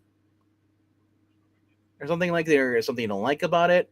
This is mainly just talking about comic books here on the channel here, and pizza. Do you like pineapple or do you hate pineapple on pizza? Like, what's your like naysay when it comes to toppings? But yeah, this isn't. Yeah, this and I don't play song or music on here, so. But I mean, like, you have a like curious though. I like them. I just want you to listen. Not at the moment. Well, maybe I'll check them out after I'm done here. But thanks for tuning in though. I'm just sorry. It's just like it just came out of left field. It's like, can you check out this music? Then I was like, it's just kind of like totally different subject from this channel. We're a comic book channel. What do I want to make Tombstone? King Henry. That will suffice. All right. Yeah, you're talking about the guy you're showing on that is from the Great Gutfield show. The guy used to be on wrestling WF. What was his name? Curtis something? He was Brodus Clay in WWF. Or Brodus WWE. Clay. Yeah. When I never got into him because he kind of seemed like a Godfather 2.0. Oh, it was a punishment gimmick, and it was so over at first. I loved it. It was because he was a combination of a bloated Godfather and Urkel. Because when he would hit somebody, he'd go, "Did I do that?" And then he'd pound somebody. And he was supposed to be a heel, but the crowd loved him. And one of the Funkadactyls is still there. Really? That's Naomi. Oh, really? Oh, yeah. Married, one of the Usos. Okay, it's one of the Usos. Because Bianca Belair is married to one of the Street Profits, right? And then it was one of the other. Yeah. MKF, there is no stream tonight. He said in Sports Ball, it's date night for him. Yeah. So someone has posted a picture of that Greenland shark that is now 400 years old. Really? Yeah. Well, it's not. I mean, there are tortoises that are like over a couple hundred years old. But 400? Yeah. Anyone watch the Grammars? No. No one watched that. You know what people did watch? Clips. Because no one wants to watch celebrities give their politics opinions and all stuff. No. The only cool thing out of the whole entire Grammys thing that I saw a clip there was the cover tribute to Ozzy Osbourne. With Post Malone, you had the guy from Red Hot Chili Peppers was on drums. And then you had Slash. I forgot who the other guy was, but no. Other than that, and then was it Jelly Roll giving a speech praising God, which really, I guess, really triggered a lot of people because there's a lot of reactions when people are saying like, how dare you, blah blah blah, praise Christ and stuff, and blah blah. You're probably a MAGA. It's just like, well, they got pissed because he didn't He didn't say F ice. A lot of them were all saying F ice and stuff, but like, it was a cult. I'm so sorry. When I watch the Grammys or Oscars, when they all virtue signal, that's a cult. Everyone has to say the line, has to say the thing. We all have to wear pins. you don't wear a pin, you're like, oh my gosh, you're a horrible person, blah blah blah. It's like high school. Yeah. And then Billie Eilish, yeah, that's the one thing I'll say this. Billie Eilish making a stupid comment, and everyone's sick of this of it. Well, we're all in stolen land, we're all immigrants. So the people, the tribe that originally owned the land that she her matches on, told her to give it back. I know. I thought it was funny. I like that sense of humor. So yeah, she's not too happy about that, but I don't know. But yeah, Bad Bunny is supposed to be in, I guess, for doing the halftime show. I didn't know this. Turning Point USA is doing their own halftime show, so they're gonna have their own music stuff. And so here's my thing: I'm just not watching the whole entire Super Bowl. I won't give them the view time for any of it. You know. Now, for those of you who are addicted to sports, some of you will just watch it because but I just don't. And it's easier for me because I'm not really into football as much. But it's like I can't support the Bad Bunny and all that crap stuff. I'm just sick of it. We could have had freaking Nickelback, man. Nickelback is way better my choice than having. Here's why it's Bad Bunny. The NFL is the biggest sport in the world, in America, I should say. Nothing comes close. And they're greedy. They want that Super Bowl audience. They want some of that to watch days other than the Super Bowl. Mm-hmm. That's why the NFL virtue signals as hard as it does. The NFL virtue signals harder than the NBA now because the NBA started hemorrhaging viewers that they couldn't afford to lose. Yeah. Well, no matter what the NFL does, football fans aren't going to quit watching. No, and by turning every Chiefs game into how many times can we show Taylor Swift, they picked up millions of fans. Now, they might lose them immediately once she stops showing up at games, but the people that watch, extra and whatever Inside Edition and TMZ, they want those people too. They want people to watch The Real Housewives, and they're not going to get them through regular means. So that's what the virtue signaling and all the other goofball shit like Bad Bunny at the Super Bowl instead of someone that would appeal to Middle America because they've already. I heard people defending them saying like, well. Here's the thing, and it's like those people who do the halftime shows don't really even get paid properly and stuff, blah blah. So I'm thinking like, okay, how's it defend? How are you defending that? You're just saying that. So in your opinion, these people are being used and should not, and by all rights, should not even do this show at all because it's not worth it. If somebody says we'll let you do the Super Bowl, but we're not going to pay you, and you have to pay your own way. Yeah, nobody turns that down. You can't ask for better exposure than playing halftime at the Super Bowl. Well, I don't want Bad Bunny exposing himself. Well, what I'm saying. I know. Like I said, even because who was it that said it doesn't matter if it's good press or bad press as long as they spell your name right? Like, what have we had in the past couple of years? We had probably the best one I've seen so far was it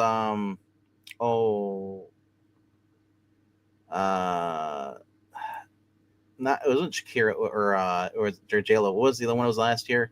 I don't know. I pay no halftime shows anymore. Rihanna.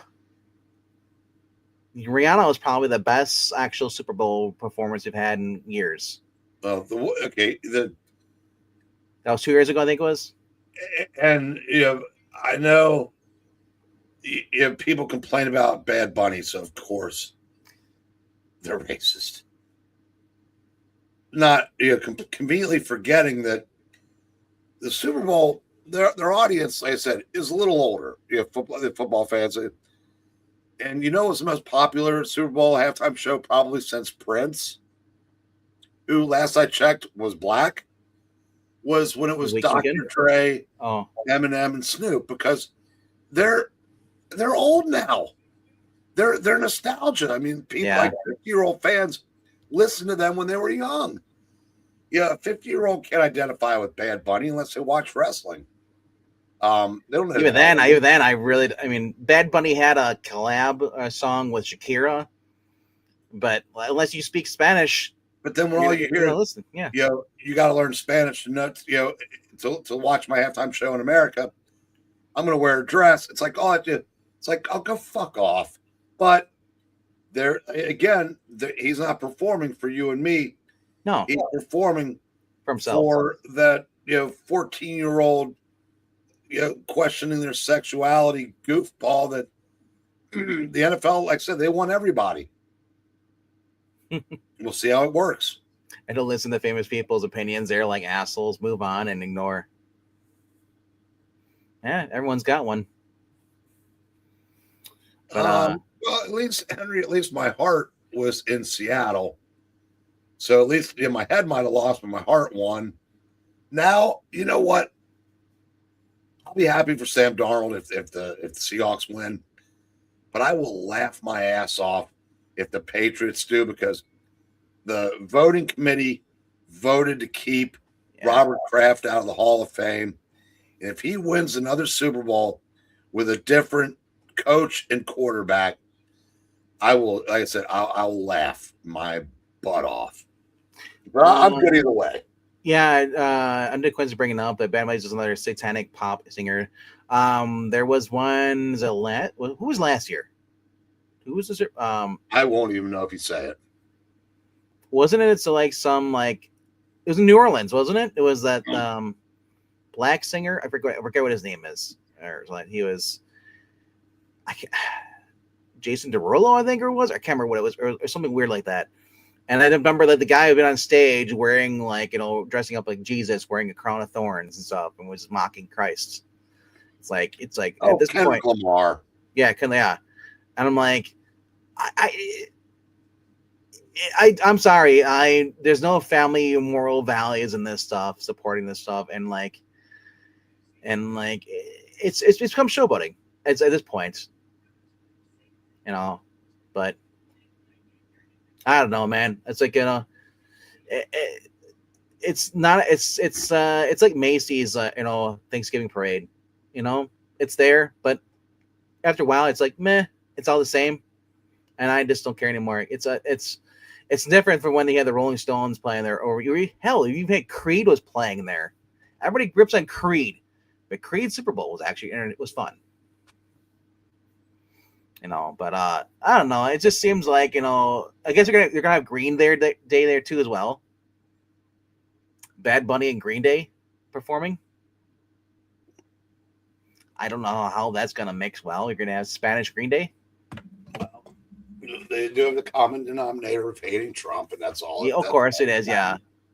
I don't know. Like I said, I hope people do boycott it, and now if you enjoy it, go watch it. I'm not saying you can't watch. I'm just saying that I think that people that truly hate and speak out and say how horrible this is, but then go watch it. I wish those people would just not watch it. Tune it out. Deprive them of money.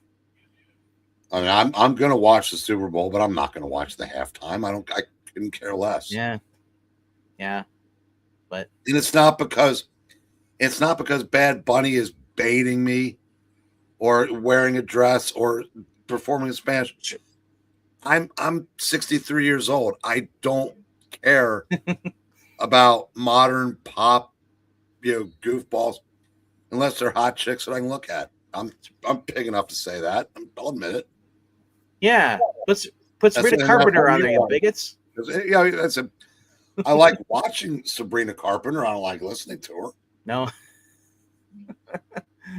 Yeah, and honestly, as like I said, the Super Bowl thing, yeah, it's become a spectacular. I think the last time I was really excited for Super Bowl stuff was back in the early 2000s when you had the Britney Spears and all this stuff, on there, and because after the Janet Jackson titty popping out, I was tuning in every year. I was like, I want to see another titty. Let's go, guys. Let's do this. Let's make titty happen again.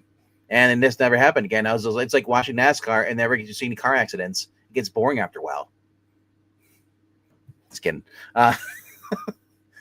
Yeah. dude, I was watching. I saw a clip the other day on Instagram. I was just doom scrolling, and NASCAR. Before they went on to the paved track back in the 50s, they were down at Daytona on the beach and just driving on the sand. But because somebody complained, they said it was too dangerous stuff, so they were forced to then eventually move it on to the paved track like you see today. And that is something that's practical. You see them like in the little clips of them driving around on the sandbanks and just driving around. That's scary, because what happens? They get accidents because they were leaving ruts in the ground after a while. Like, yeah, that's what stuff I like that. Like when it's like actually legit, like like almost like a death race. NFL was created by a Skull and Bones member. Okay, didn't know that. By a pirate. Cool. Oh, and here comes our favorite character of the night, Jackson Roy Kirk, coming in and asking, "How's the weather?" Well, it's my thermometer. The battery died. It froze and then just killed the battery, and it's frozen shut. But it was up to a balmy 26 degrees today. Hot take: most people who watch the Super Bowl aren't sports or football fans. They watch for the commercials or halftime show. I know so many people who don't care for the sports. Honestly, that was me. I watched it for the Budweiser commercials or the Pepsi Coke commercials. Well, that's what I was talking about before. I said that's what people watch it for. If you ask a sports fan, the conference championships are the true. That's the true. How do I put it? That's where the champions are crowned. The Super Bowl is almost always played on a neutral site, except for the 2 years when Tampa Bay and the Rams were lucky enough to have it get there when they were hosting. Mm-hmm. It's filled with non-fans of the teams because it's filled with people that can't. I mean, you have to have money to be a football fan. You have to have FU money to go to the Super Bowl. Right. And there's when the conference championship games do very well in the ratings, they get between 50 and 55 million now. That's half of the Super Bowl audience. So half of that audience watches one game a year. If they can figure out a way to get some of them to watch more than that, they're not going to get it through football. If they did, they'd already have those fans. So again, that's why they trot out the Bad Bunnies and and racism in the end zones and the stupid shit that turn off the fans. Yep. But like I said, if the NBA pisses off people, they just stop watching basketball. If Major League Baseball pisses off fans, they just stop watching baseball. Football fans are not going away. They never do. No. So they can shit you. You can shit on football fans, and they'll come back and say, "Can I have some more?" That's why they want to get more fans other than their core. Well, instead of bigger than the other two sports combined. Instead of watching Super Bowl, you guys should be checking out Tank Ferrets. He's a friend of the channel. I don't know if he still does his drawing streams at all, but he was working on his book for a while. Hello to Tank Ferret. What's going on, buddy? Yeah. A lot of times back a couple years ago, I'd watch Tank Ferret. He'd do some random pop-up live streams where he's just inking, just drawing. Same with ERTs. That's how I came across Manny, Good Dog Press, Trusty Sidekick. What was his name? Pablo. And just it's just like there's a lot of cool guys together and just do drawing stuff. I don't know who I've been watching lately though. He randomly pops up and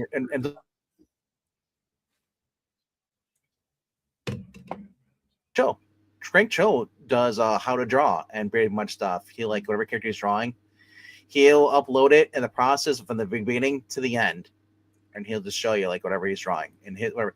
And I love these little insights. There's one he did about Squirrel Girl. He's like, I've never known about the character other than the fact that she created a West Coast Avengers. But then he's like, when I was looking up for more information about her, he's like, I had no idea that she took down Doctor Doom and like Galactus or something like that. He's like, this is the most stupidest shit I've ever read. So I love that when like you get like learn a new information from some of your favorite artists. Because I don't want to. I don't. That's the one thing I don't want to know. I don't want to know your politics. If I'm following you for art and stuff, I want to see the art. But I also like when people talk comic book stuff. That's so too. It's a bonus. So, but yeah. Yeah, it's Tink, if you're still doing live streams, let us know. Put us in the chat. Let us know when you normally go live so people can go check out your content. I don't know if you're still doing that. We got here the propaganda is packed in the ads. That's unfortunately. You're not gonna get the Pepsi commercials from back in the heyday with Claudia Schiffer? No, not Claudia Schiffer. What was the other name? I think Cindy Crawford, yes. The little boy checking out, they're hitting puberty, watching her drink the Pepsi. Yeah. Apple's 1984 commercial in all the years, 1984. 49ers had a Super Bowl in California and they didn't make it. Ooh. Yeah, that's unfortunately for them, they had too many injuries. Well, I said that when the Bengals got to the Super Bowl 4 years ago, they played the Rams in the Rams home stadium. And that's like someone. I mean, that's buzzard luck, they call it. And the year before that, Tampa Bay hosted the Super Bowl and got to it when Brady was there, and they won. So I mean, the two teams that hosted a Super Bowl won. And like I said, it could have happened again. A lot of times, there's no chance, like I said, because they have a lot of them in New Orleans, and the Saints, haven't been good in years. And yeah, but if the 49ers hadn't gotten so banged up, they would have had a shot because they had the best, one of the 2 or 3 best defensive players on planet Earth, and he missed half the season. Their wide receiver core was banged up, and Purdy missed a bunch of games. It's unfortunate, but it happens. So Brady is retired fully, right? Yeah. He's not playing anymore. 3 years now. Oh. Well, you never know. I don't follow it. So I mean, he could be still trying to play. The guy that quarterbacked the last 3 games for Indianapolis this year had been out of football long enough where he was going to be elected to the Football Hall of Fame. Wow. But he came back to play for 3 weeks. Nice. And it made for a neat story. I mean, he'd been out of the league for 5 years. And he came close to winning 2 of them. Cool. But, I mean, he was one of the best quarterbacks of all time. But all right. So Tank says I'm over on Omer Glitch on the weekdays nights, and Don draw stuff. Cool. And he says Dadland is pretty much busy. Well, yeah, being a father, it's always a thing. And that's here's my thing. Like, most of us who don't have kids, we look at uncles, we like okay, kids are a chore, but if you enjoy being a dad, it's just fun. But he also said bringing back the digital bullpen. Cool. Looking forward to that. He says, I've also got a board game coming out soon. It comes with the mini comics. Cool. Nice. Kickstarter or is it going to be on Indiegogo or some other site? I know some people don't like it. I know some people don't like either one of those, Kickstarter or Indiegogo or whatever, vice versa. But hey, Venkman, who is the highest paid individual player contract in the 4 sports? I think it's a baseball or basketball player. Highest paid individual player contract. Probably some from the Dodgers. I was going to say, why are you asking Venkman that and not me? But yeah, that's how crazy it is. Even Venkman knows the answer to that. unless some European soccer player, it's possible that some European soccer player makes more than the 70 a year that Ohtani gets. Okay. Well, I remember it was that last year guys were talking about that. You and MK were talking about, and just so that's why I remember that. So that's one of my random facts I remember is like talking about how much people were getting paid per for acquiring a baseball player at the Dodgers. And it's just like you second most. What? The $60 million that the Dodgers gave Michael Tucker, or not Kyle Tucker. Wow. Not worth it. Not even close to being worth it. But I mean, if these guys are smart and they save the money up and don't spend it on frivolously, they're set for life. Oh yeah, well, you look at that kind of money. Don King could manage your money, and you'd still have some. I realize that's an old joke, but I'm guessing he took a lot of money from his. He still one of the stories because he robbed Mike Tyson blind. Yeah, big. Well, it's not hard. Mike's not really all there. He's smarter than you think. Well, as I know, yeah, he's all. That's the one thing. I still say Mike should have punched out Logan Paul or Paul Logan, whatever his name is, the one that was in there. He fought Jake Paul. Jake Paul. At this point, they're both the same to me. It's like, all right. So he says so the board game comes out with Mid Comics. So he also says, GameFound. I guess it's a website, gamefound.com or something like that. Second chance will be on Fund My Comic. Okay. So you guys are doing the alternative to Kickstarter and Indiegogo. All right, cool. So if you guys want to follow Tank Fair Presents, he's over on the mobile. Or you can actually you can look it up right now, actually, if you want to, at Tank Fair Presents. That's actually his name right there, his YouTube. So check him out, follow him there. Cool guy. Does a lot of drawing streams stuff, and just give him a follow. All right, Tank, you're not still doing that carpet cleaning business, are you? Or that not was carpet cleaning? You were doing some kind of cleaning business. Or that's the last time we talked was that long ago when you were doing that business. Let's see here. Christopher Redondo is soccer, $285 million. Yeah, that's the other thing. Soccer is really, really those guys get paid a lot too.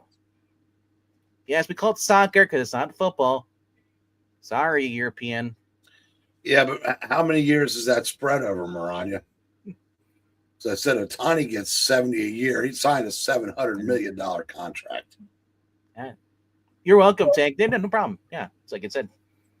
Don't mind plugging your stuff. You can pay me later. All right. What we got here? Wait, didn't Soto break Ohtani's record? No. So yeah, but it's over more years. Yeah, he was 765, but it was for 15. But Tani's is 700 for 10. Okay, and Ronnie's saying that soccer salary plus endorsements. Yeah. What we got here? Yeah, but I here's the thing: Cristiano Ronaldo. Even I know who that is. And like just randomly pops up whenever you like look at a celebrity. The guy is dated to like half the celebrities out there right now. The girls. Okay, I'm going to answer it like this: the Reds, before they went out and signed Suarez, had $180 million worth of contracts active. Mm-hmm. The Dodgers, $2.2 billion. Jeez. That there's a little difference between those two numbers.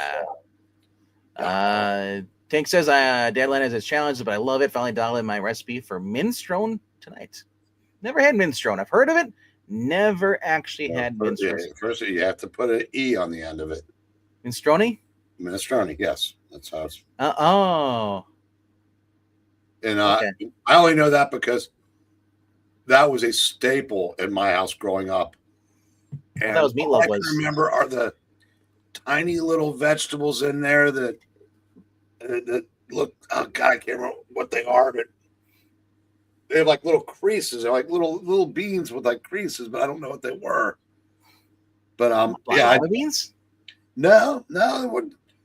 But Maranya probably knows. Even kidney beans. Job of. I don't know. They kind of tasted like the pasta part of Campbell's vegetable soup. But I can't, and it might be it might be some kind of pasta for all I know. Yeah. But yeah, minestrone soup is great.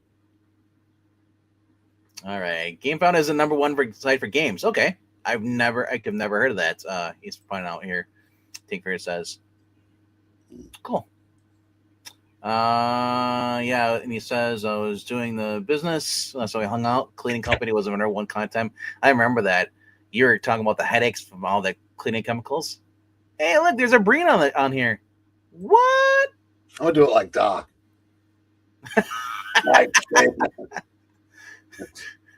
And I'm reading that Honey West. Look at that.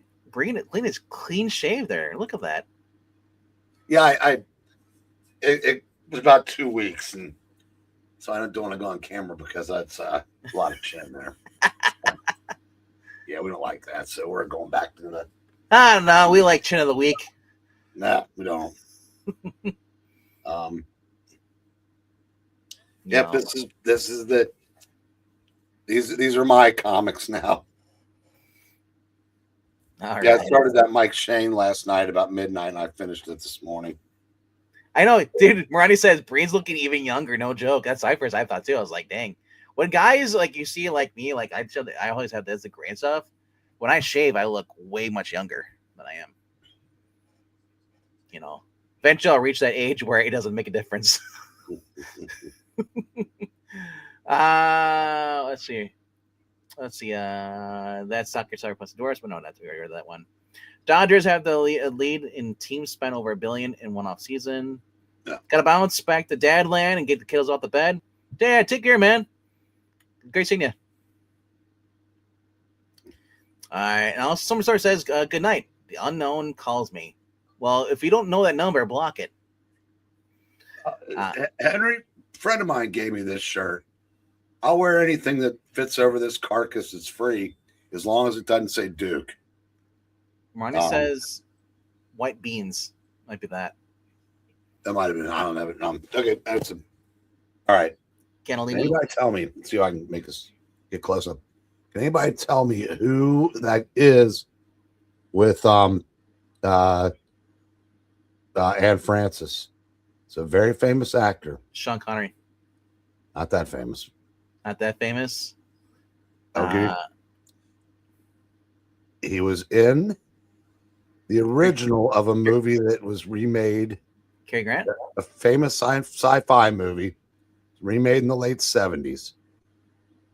And he was the star of the original. Don Sutherland? He's in the remake. It's like Kevin McCarthy. Kevin McCarthy. Okay. Yeah. I met what was left of him.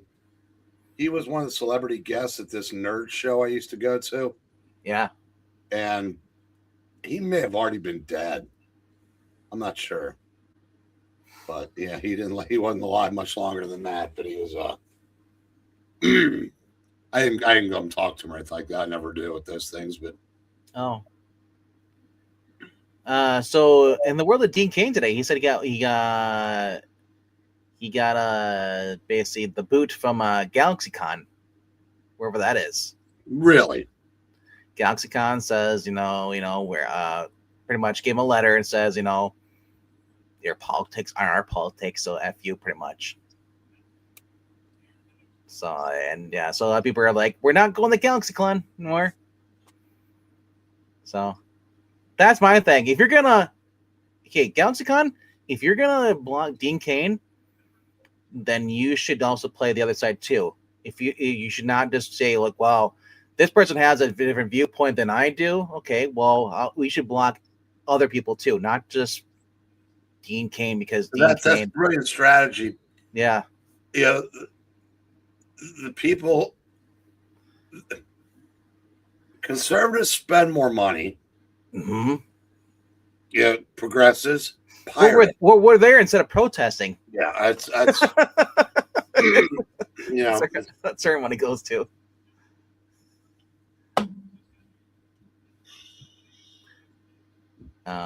I guess there was a request to make you big screen. Now it's just so you could see Kevin McCarthy. No one wants to see you on IMAX. No. I hope the show folds. I hope they have to fold. Is that Kentucky? No, I don't know where GalaxyCon is. Okay, I thought it was like I thought because it's not Texas, but it was somewhere around there. But I'm sure it's in a blue state. Yeah. All right. Eric Breen, Hembeck Daredevil shirt. What the fuck? I mean, why the face? That's what he meant. Modern Family, a little bit. What we got here? Sportico feature highest paid athletes in the world. 100 paid athletes in the world. Ronnie, I'm not clicking on your link. It could be unsafe. Another con hate conservatives say FIs and then get a pass. Here's my thing. They don't like Dean Cain because Dean Cain's pro American, pro cop, pro something law enforcement, pro veterans. I'm sorry. If you could have a guy like Mark Wade on or those guys saying calling for people's death and stuff online, but Dean Cain, who doesn't say any of that stuff, that's I'm not going to that Comic-Con. Heck, like the Chicago one, I don't like going to the Chicago one because the Chicago one I have to go into Illinois. To be in Illinois, I have more chance of being mugged before I even get a chance to say, "Hey, you can't come in because your viewpoints." Like I don't want to go to all these Comic Cons, but yeah, that was the whole thing. Remember the Vic thing? They're not long. Vic McNoir, that was that actor who was accused of being a pervert and stuff, but turns out it actually wasn't true at all. It was just the Whisper Network from Funimation. Turned out to be he was actually innocent. Yeah, and he ruined his career. Yeah, but heard they're bashing Nicki Minaj. Well, yeah, and also they were protesting in Chicago. Was it was earlier this week or last Friday at the AMC because they're playing the Melania Trump movie. And he's like, how dare you play that here, blah, blah. And there's like, we're Latinos. And the guy's like, dude, it's like, hey, they're basically harassing him. They wanted the corporate number. And he's like, I'm not going to give the corporate number. You can go online, look it up yourself. And then, and they're so upset because, she has a movie out. Now, here's my other thing. I don't like any political movies at all. I don't know why I went to the theaters. But I guess it's produced by Amazon. So just as Jeff documentary, it's yes. I mean, it's so Jeff Bezos playing nice with the Trumps. I don't. Some of us didn't like seeing, Joe Biden on the cover of every magazine. I know. I don't care one way or another about it. I'm just saying But speaking of Joe Biden, did you hear about her ex-husband? Oh, do you mean Joe? No. the husband before Joe. Well, yes, she did the same thing to him. No, murdered his wife. Oh, like last month. No, did he use a hammer? I don't know, but it's just like Elizabeth Warren's. That's insane, though. Yeah, they're not nice people. I mean, think about it. I dated a girl in high school that murdered her husband. Wow. He absolutely deserved it, but well, I'll just say it could be self-defense, or maybe it's just it actually became. It was a very famous. It became a very famous case. I mean, like 2020 did a feature on it. Wow. But she killed a guy, an abusive husband, in a town where he was beloved and she was an outsider. So she went to jail. Wow. For years. And ironically, my best friend who didn't know her when we were dating ended up being her neighbor in a really upscale neighborhood and became good friends with her. That's what Sounds like a Lifetime movie. No, but it was pretty crazy. But yeah, Yeah. I mean, ain't the first time we heard of like domestic abuse cases where they finally had enough and they basically, end up poisoning him or shooting him. her friend, her parents were very instrumental in them getting together because they had ideas on who was good enough for their daughter and who wasn't. Oh, I yeah, was those, I right? was I was deemed not worthy of her, so they made her stop seeing me, and they kind of picked out another boyfriend for her. Was this before the drinking? Oh yeah, this is high school. High school. Oh, I don't know when he started. Yeah, There's guys your age that were smoking at 12 years old. but I mean, and I was, but then nothing Yeah. to do with that. I just was. I mean, Man. I wasn't.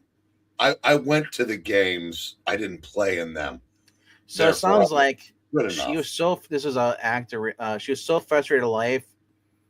She lost about probably any real friends she might have had, and forced to a marriage she didn't want to be in, and guys abusing her. So she finally said, "Fuck it, I'm killing him." Well, no, he was going to kill her like that night. Yeah. But I shouldn't be talking about this on a live stream. Even though it's been 30 years, but anyway, like I said, it's like, and it's not going to come back to you. We're not, and I don't think YouTube. no, I'm just saying, it's not my place to say shit. Yeah, I always liked her. We've run into each other a couple times since then, and it's glad she's okay. Because like I said, there were children involved, and you hate to see that. I just saw ABC's doing a thing about I think it's called the Dull family or what it was. This group of kids that were basically, their parents were basically keeping them all. There's like 13 of them. They were basically held prisoner, abused by their parents. Then they were sent to a foster home, and then more abuse happened there too. And it's just like, and I forgot what the actual name of the family was. But it says like, sometimes I wonder if this is actually real stories or fabricated, because we've seen how the media can just fabricate some of this story. These for clicks. But remember the Scott Peterson trial and all stuff? The guy who was murdering his wives? Yeah. There are some sick people out there, but I mean, yeah, I believe, like, if it comes to the point where someone's going to kill you in self-defense, you basically kill them, whatever, just to try to save your life. I believe in that. But like, it's hard. I mean, it's a touchy subject because there are people. It's hard to get out of those kind of life situations too. A lot of times, women don't have self-esteem, or there's a kid involved, and just like all the different things. It's just like, it's a sucky situation. Yeah. And I just know this, that the guys who used to beat on their wives back in the day, they were paid a visit by other guys who would set them straight. Yeah. But you can't do that much anymore because now everybody's like, well, go to jail. But what we got here? Soccer player gets $200 million per year in salary. She says that. So Barania, you guys heard of Savannah Guthrie mom that got kidnapped for ransom? No. Yeah, I didn't hear about that, but yeah. What's this here? My cousin was famous in the Petito case a few years back with a boyfriend, and her name is Petito too. And there's a lot of cases like that obviously I do not hear about because the media doesn't cover it. Then again, I also don't watch a lot of live television too. And in the past 20 years, I kind of like dipped out. I just started watching a lot of streaming stuff. That's true. Smoking and drinking in high school days. Yeah. No big deal. Weekend parties, loud music, booze, maybe a joint, nothing more than that. Yeah. It is. The landscape definitely changed.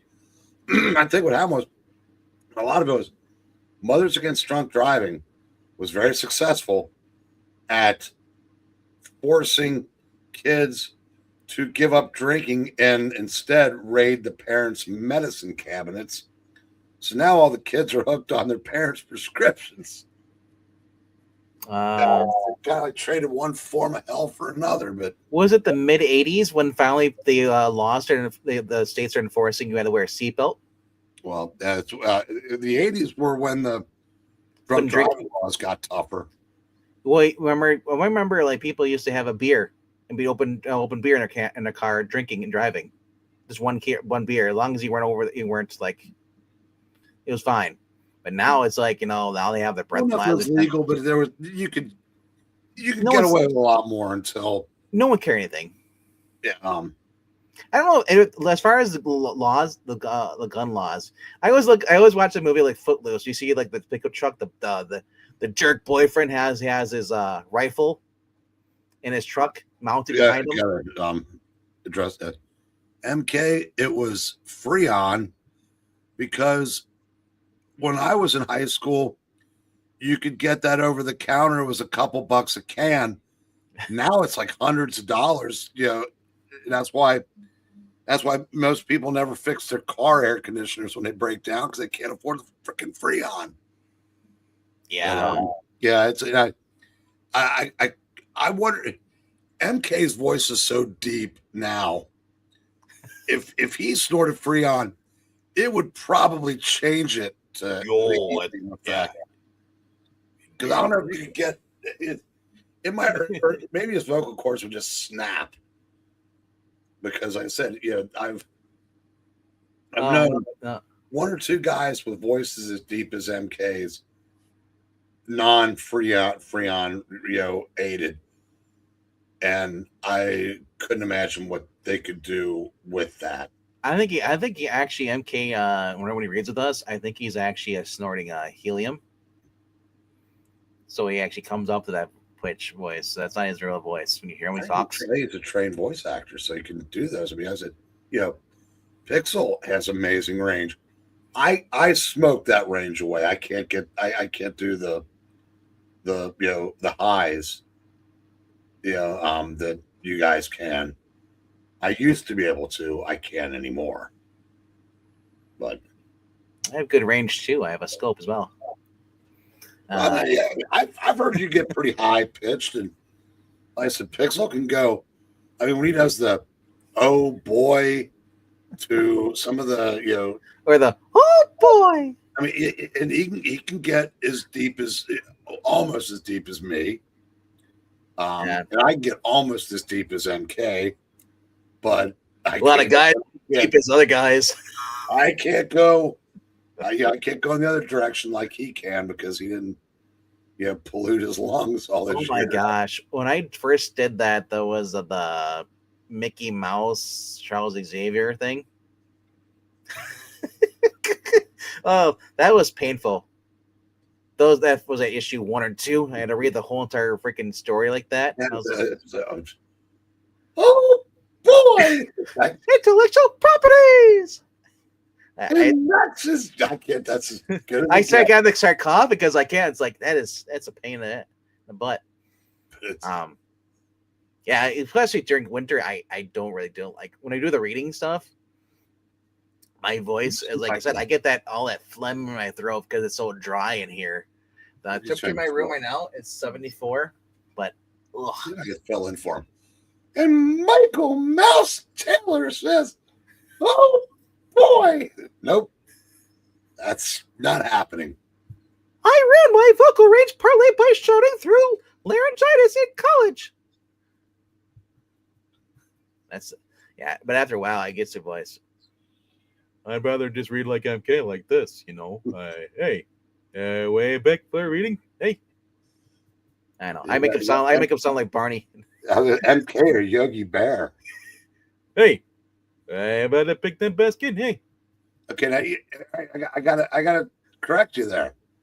You need to put that third syllable in picnic. On the picnic basket. That's right. Now you sound like Barney Rubble Bear. I know, right? Hey, Fed, how about a picnic basket? Oh man. That's the one thing I do. It's the one thing that's weird for me is doing those voices on camera so you can see me doing them. It's so weird when I see people do that. When I watch like any of professional voice actors, like the guy who does for SpongeBob, I just laugh. I crack up because it's like he actually looks like he looks like Drew Carey doing a voice of SpongeBob. Mm. No. No, the probably the character I do the most as close to my voice is Spider-Man. But then I also like the Batman. I just lower my voice down like this a little bit. And then I sound like a guy from New Jersey who's been spoken a lot. Somebody said that. I forgot who it was. Somebody would say, like, oh, yeah, I think it might have been Rhaegar. Hey, you sound like a guy from New Jersey. Wow. I think I freaked out. Yeah, I freaked out Eric once when I did Amy's voice tone. Because he talked like this the whole time. It's weird. That was unsettling the first time I heard it.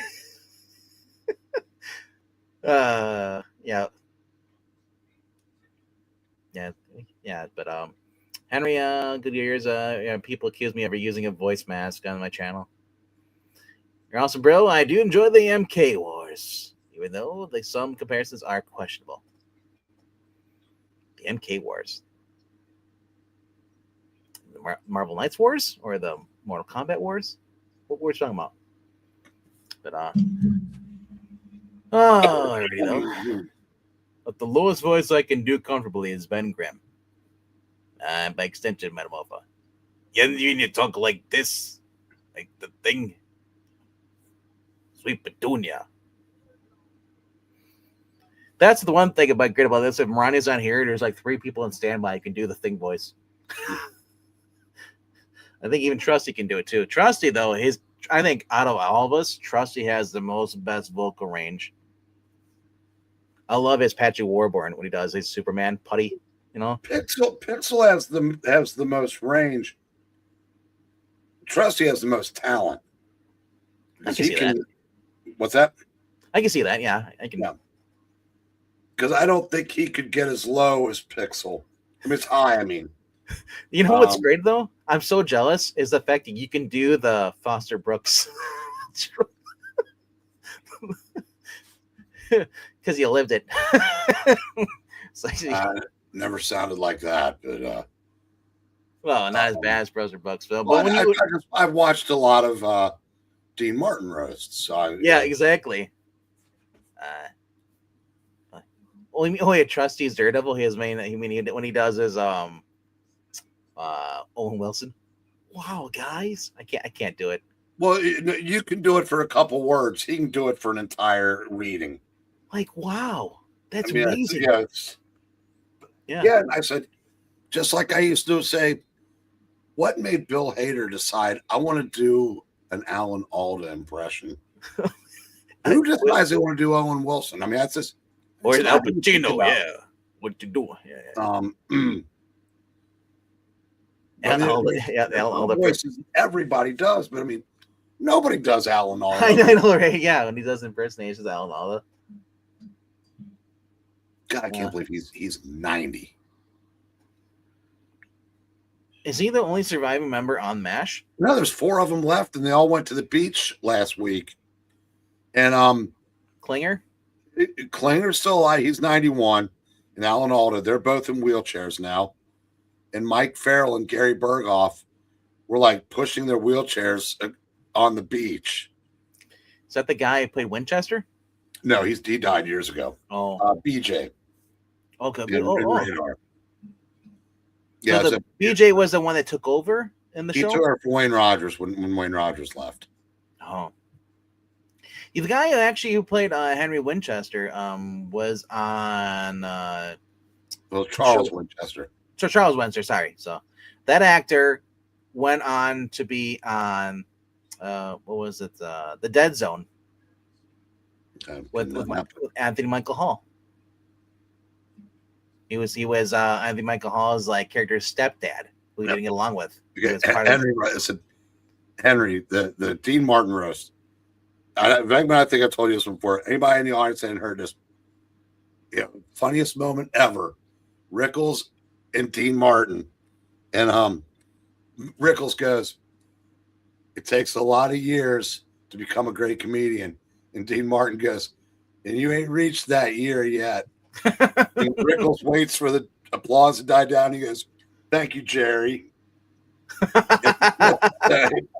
Anybody who was familiar with their feud knows Yeah. why that was the funniest exchange in the history of the Dean Martin roasts. Wow. God, I know it's coming, and I still laugh my ass off whenever I see that one. I don't even remember which roast it was now. Yeah, it's just Don Rickles was great. Everything he did was just fun. You guys suppose here Mary Wynn said to be the new She-Hulk? The girl played Ramona Flowers. I heard that rumor, but as far as I know, Tatiana Maslany is still She-Hulk. So it's she said she wouldn't do it anymore. She wouldn't come back. So that was a rumor. Eliza Dushku actually did the voice of She-Hulk in the cartoon series. Well, I'll tell you, they're not going to do better than Tatiana Maslany. Give her better material because that actress is amazing. Yeah, she's a good actress. I don't care if she's so far left that she doesn't have opposable thumbs. I hope if you're going to use her with better material, let it be her because she's great. Mm.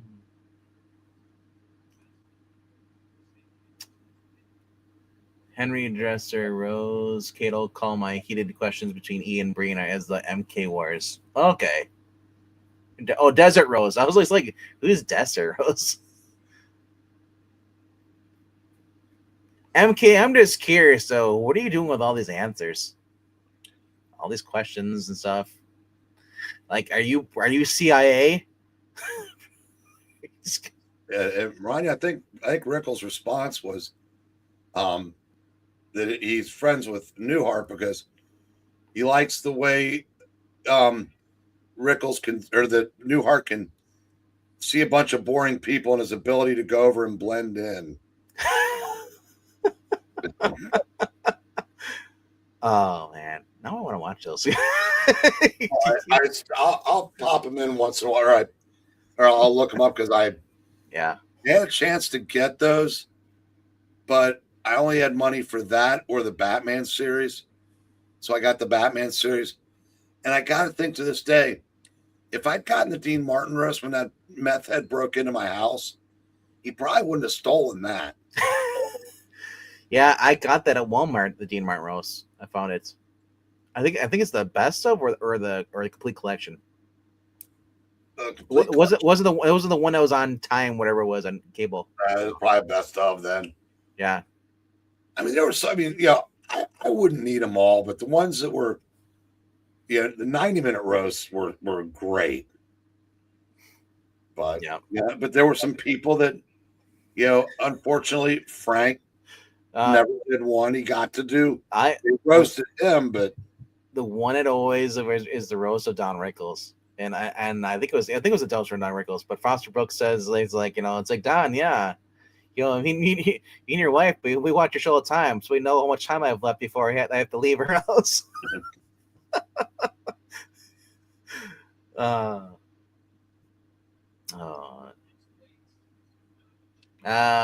remember watching them when they happened. Yeah, I loved when Rickles would like look down at James Stewart and goes, "Jimmy, yeah, you're having a good time." It's just like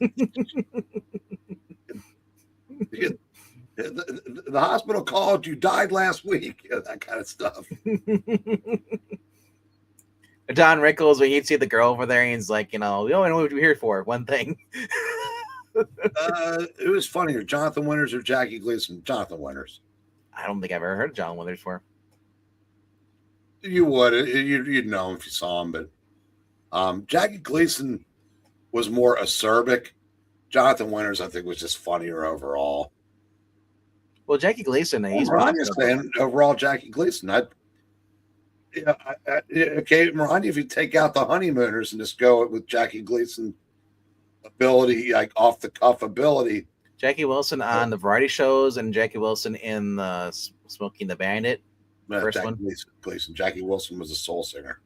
Oh no, I didn't mean Jackie Gleason. I didn't mean Jackie Wilson. No, you said Jackie Wilson. Oh, Go ahead and check the tape. Jackie Wilson, I learned, had like some kind of aneurysm type thing on stage and was like a vegetable for the last several years of his life. that's horrible. That's the one thing I hate is dementia, or people are locked in their own mind, trapped, and they can't. Well, this wasn't. This was just basically a coma. A coma. But even then, it's like that's horrible. Like no brain activity. Which Mm. would be awful. Well, he might have already passed on at that point. He just kept alive because of the machine. Well, there are people that have come out of comas though, and full recovery and everything. So it's like, but it's just like you think about it. It's like, imagine, like, we always wonder what it's like if you're being in a coma. Do you? And some people remember things, some people don't, or some people say, "I heard you the whole entire time." Yeah, that's scary. You hear, like, you can't get out of a dream. You're stuck in this dream, and then ugh, no thanks. What was it?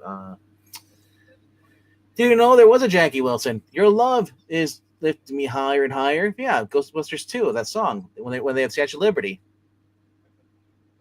The dancing toaster. It loves Jackie Wilson. That's the only way I know that Jackie Wilson is from Ghostbusters 2. The man-eating toaster. I was thinking about this earlier today. Getting the TV guide, or you didn't know what was and only 13 channels. This isn't fun. Staying up late. Is this fun? Staying up late. I kind of feel bad for I love the 80s. Like as every time I read more about and more about it, and then view more documentaries and stuff. But that was just before streaming. There was no internet, and I'm thinking, like, what would you do after the Star Spangled Banner play, where the American anthem plays, at the end, and the TV's off? Like, if you're a kid, if you're a night owl, radio station or play records was about it. I mean, yeah, because in night owls, I'm thinking, like, what do you do? Read. Go read. Readings for nerds, guys. Now, comic books, you have comic books, you can read that. But think about it. It wasn't then because there wasn't anything else. I mean, so the only go by friend's house, maybe. The only entertainment that we controlled when I was a kid was whatever you were reading or whatever record you were playing. Imagine, seeing a movie pop up on TV, and if you miss it, you have to wait till someone shows it again. Yeah, it's crazy how much it's changed in just my lifetime. I grew up with the VCR. That was my thing. Well, I said I grew up pre-VCR. Well, Marani, we found out the VCRs came out in 1984. They were 81. There were VCRs out. I was 19. I'd already grown up. Yeah. So, yeah, like I said, Marani's saying they're 2 a.m., though. So, I don't know. I thought they were at midnight. Depends on what channel it was. No, there were the late shows. Like, Johnny Carson and the show that followed him. And then sometimes they go off the air at like 2:33 a.m. Okay, so there actually was TV on there. Okay. Yeah, because I was saying, like, it had been a late show for, like, you watch Carson, but after that, it's like, if you're a night owl, there was no video games. Yeah, well, Tom Snyder followed Carson. And he came on at like 1 to 2 because Carson was 90 minutes for years. But yeah, that's I said it's I can't imagine. There are things I like about the way it is now. I mean, if you want to watch a game, there's a good chance you can find it. If you want to watch a movie, there's a good chance you can find it. If you want to watch any shows, there's a good chance you can find them. So in that regard, I love it. But also, I think about my ability to make a living was taken from me by technology, because when you had to pay for music, I was on my way to a nice, comfortable retirement. So here's another thing too. Now I always think about too. It's like in the '80s, if the '80s, because there was no internet here, so there was, and so you couldn't communicate with that stuff with other people. And if your government's lying to you and stuff, like controlling the media, if they were doing that back in the '80s, you never would have known. Yeah, here's what they were getting up to. Yeah, because look what they're doing in Iran. Iran shut off the internet so people can't expose what they're doing over there. Yeah. And then it's like, yeah, and just like it's just you couldn't talk. So you really didn't know what was going on in the Middle East. You kind of believed whatever the news said, media said, because they would know. You would know because you had no way of asking, unless you had somebody came over from another country as a family member would call you, whatever. International calling, that's been around for what, 50 years more, right? Well, when I was a kid, the three major news, ABC. broadcasts Yeah. were down the middle. Studies have proven that. That's what good. changed was the advent of cable news, and when newspapers, when digital replaced the newspapers, because you no longer read the newspaper to get the news, you read the newspaper to get your views validated. So that's why you have left leaning networks, right leaning networks. There's no money in down the middle, and it's destroyed news gathering. It's, like I said, newspapers, because no one's going to subscribe to a newspaper that either challenges their worldview or opposes it. So, like, the New York Times made the decision to go after one half of the aisle. As did Washington Post and most major newspapers. But see, I miss growing up with the National Enquirer and stuff. Those was like Bat Boy. Now, mainly though, because most reporters were liberal in nature, but they were professional and kept their views out of it. A good friend of mine who recently passed was the lead political writer for the Cincinnati Enquirer for decades. He was a far left guy. You never knew that if you read his columns, because he always kept his politics to himself. Well, a lot of stuff, the old school Democrats are different when you have today. The old school Democrats are moved to the center now. Right.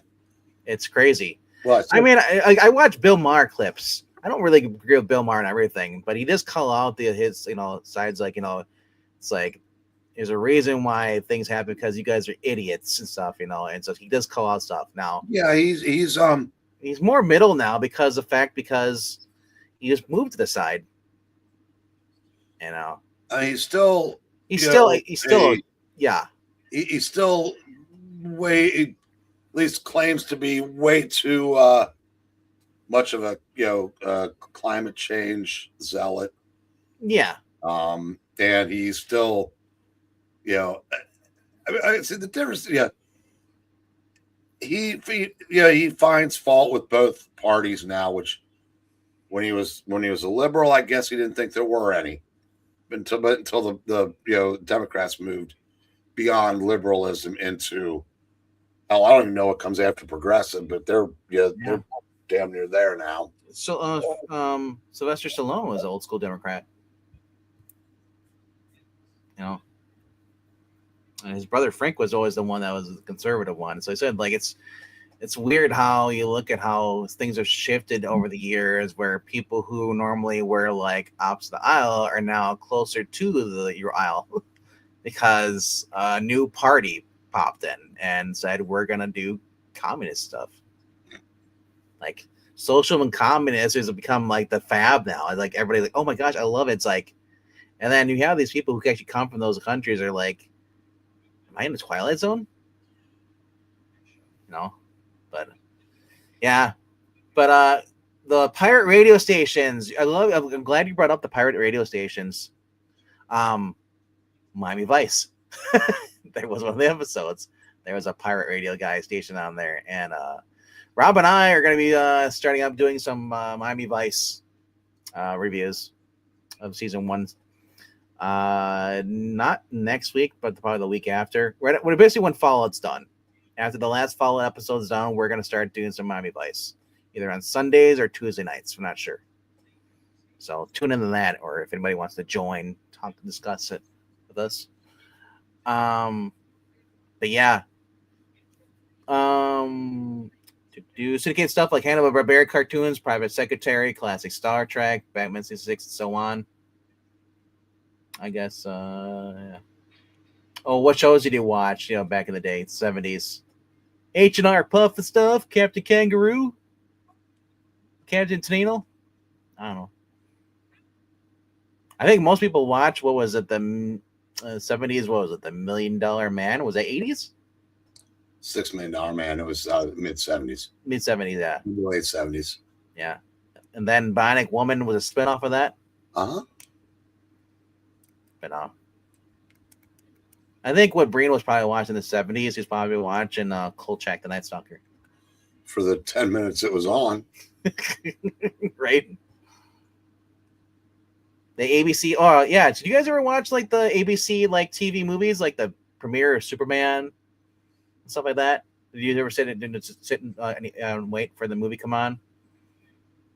I remember when I was younger, I would watch like there were recordings like VHS stuff, but I'd watch like Walt Disney doing an opening of a movie, talking about what's going to come on. I think that might have been in like the late 80s. I think was it Michael Eisner did that too? Would sit down or maybe they would air those old reruns. But I remember like Walt Disney would come on, and before the movie would come on, they'd have a Disney animated movie or live action. So remember the one presidential convention where the live on TV someone had a sign that read, "Ritz and Fritz, give me this." Give me the. Yeah.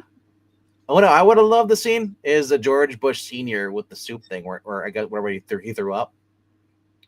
Was that national television too, or is that just kind of like not shown? But damn, I'm trying to remember. Carol Burnett, Flip Wilson, welcome back, Cotter, Sanford and the Son. R.I.P. to Grady, aka Lamont. He just died like 2 days ago. Grady. What? Grady. That was his real name. Was Grady something? No, it's Damon Wilson. Pretty sure it was Grady something. Great. I think it was Grady DeMont Wilson. No, it's good. No, Grady was a character on Sanford and Son, played by Whitman Mayo.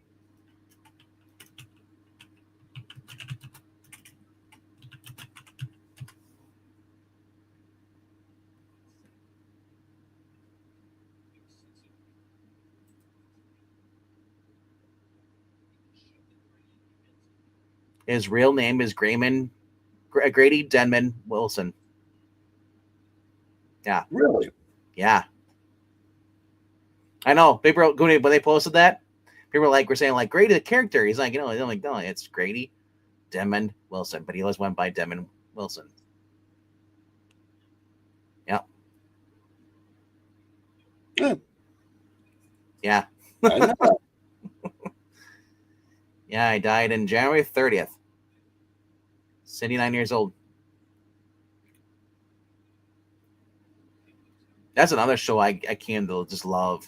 And then the guy who played Grady Wilson was Whitman Mayo, which I think he went on to do the Superman and Lois and Clark. Or not Superman. Yeah, was it that one, Lois and Clark, New Adventures with Dean Cain? He was a guy. I think he was the guy that was helping out Lex Luthor. Or am I thinking of another actor? Maybe I'm thinking of another actor. But so another movie I discovered was called DC Cab. Rob's like, we're not reviewing that. Yeah. So, but yeah. Star Trek, $6 Million Man, Outer Limits, Twilight Zone, Night Gallery. Yeah. But all right though. Going on for 2 hours and 40 minutes. Eric Breen, who is the name of the actor to play Sonny Corinthos on General Hospital. Maurice Bernard. Man, Henry is still going. He was like, Taxi, WKRP, Happy Days, Charlie Day's Angels, for obvious reasons. Really, what reasons are those? Battlestar Galactica, Black Sheep Squadron, Wild Wild West, Kung Fu. Battlestar Galactica, yeah. I watched that for reasons too. The remake. So, Henry, I watch all those at one time or another. All at one time, the same time around you? That's crazy. Out of all those shows that Henry's listed, what is the best show? Let's see. Taxi, WKRP, Happy Days, Charlie's Angels, Battlestar Galactica, Black Sheep Squad, Wild West, Kung Fu. Taxi. Yeah. He also had on there. He also had Carol Burnett, Flip Wilson, Welcome Back, Kotter, Sanford and Son, All in the Family, Star Trek, $6 Million Man, Outer Limits, Twilight Zone, and Night Gallery were the other ones. Okay, out of every show you mentioned, Twilight Zone, top tier. All in the Family, top tier. Carol Burnett, top tier.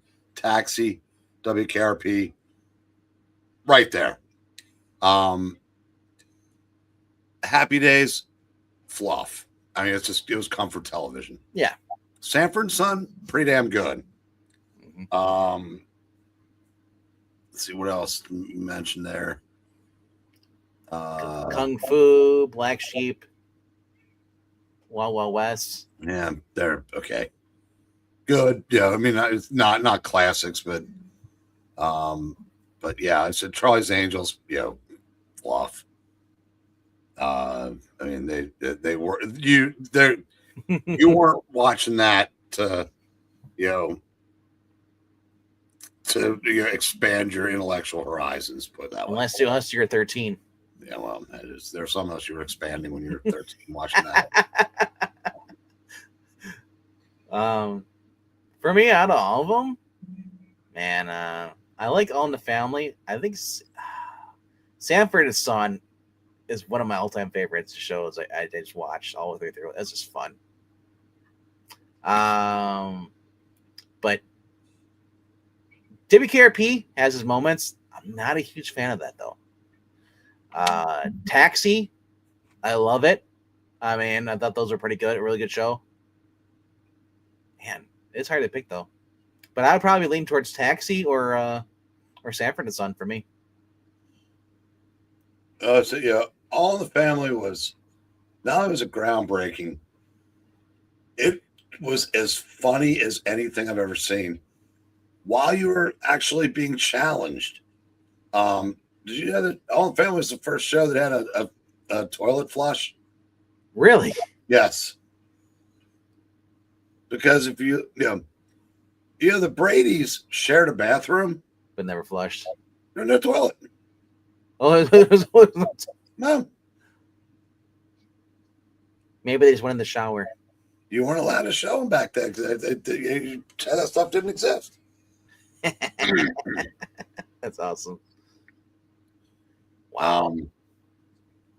Yeah, I mean, that's comic books. We never see anybody in the taking a crap.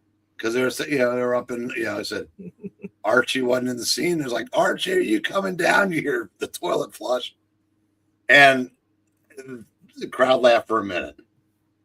I mean, it was, like I said, one of the all-time great laughs in television history. You really don't hear about people on the toilet really much, unless it's big, like in the movie, what was it, Lethal Weapon 2, I think it was, where he's on the toilet, the bump. Yeah. But other than that, it's like toilets weren't really you don't really use it all. That's one thing too with comic books. You never have anybody saying, "Hey, I'll be right back. I use the restroom." Yeah, it's because you don't. You've had shower scenes that nobody wants to talk about. It's a shitty conversation. Like when it was in soaps, when people would be kidnapped. Like General Hospital had a guy. He was chained up on a bed in the basement for like 6 weeks. Okay. I expect brown sheets. Yeah. But yeah, so you just kind of like didn't think about those things. Like, like the Rhino's suit supposedly didn't come off.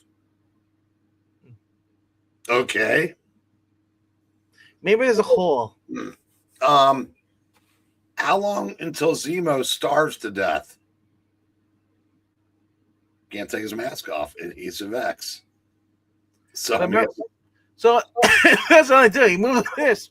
So how's his lips moving under the mask? I was wondering too. Anyway, we've completely lapsed into nonsense. When we start talking about shit. Yeah. So call it a night. I'm ready to go upstairs and all right. Listen to some jazz. Last few comments here from the Peanut Gallery. Or the why not? Rod's not using them anymore. Yeah, right. I took the 10 a.m. slot. You're not using it. I'll keep it warm. All right. Says Henry, I watch all those at one time. What another? Marania says. Then she says, a lot older westerns I watched when I would go to New York or Atlanta before I saw them on MeTV. Sanford's Son and the Jeffersons were the flip aid of All in the Family, bigotry wise, and I appreciated both sides. And the White Shadow. I'm guessing I've never heard of that. Ken Howard played a basketball coach at like a racially charged high school. His players were a mixture of black and white players, and it was actually a pretty good show for its day. All right. Trivia question from Rania. Which movie was the first one to feature a fart sound? That I don't know.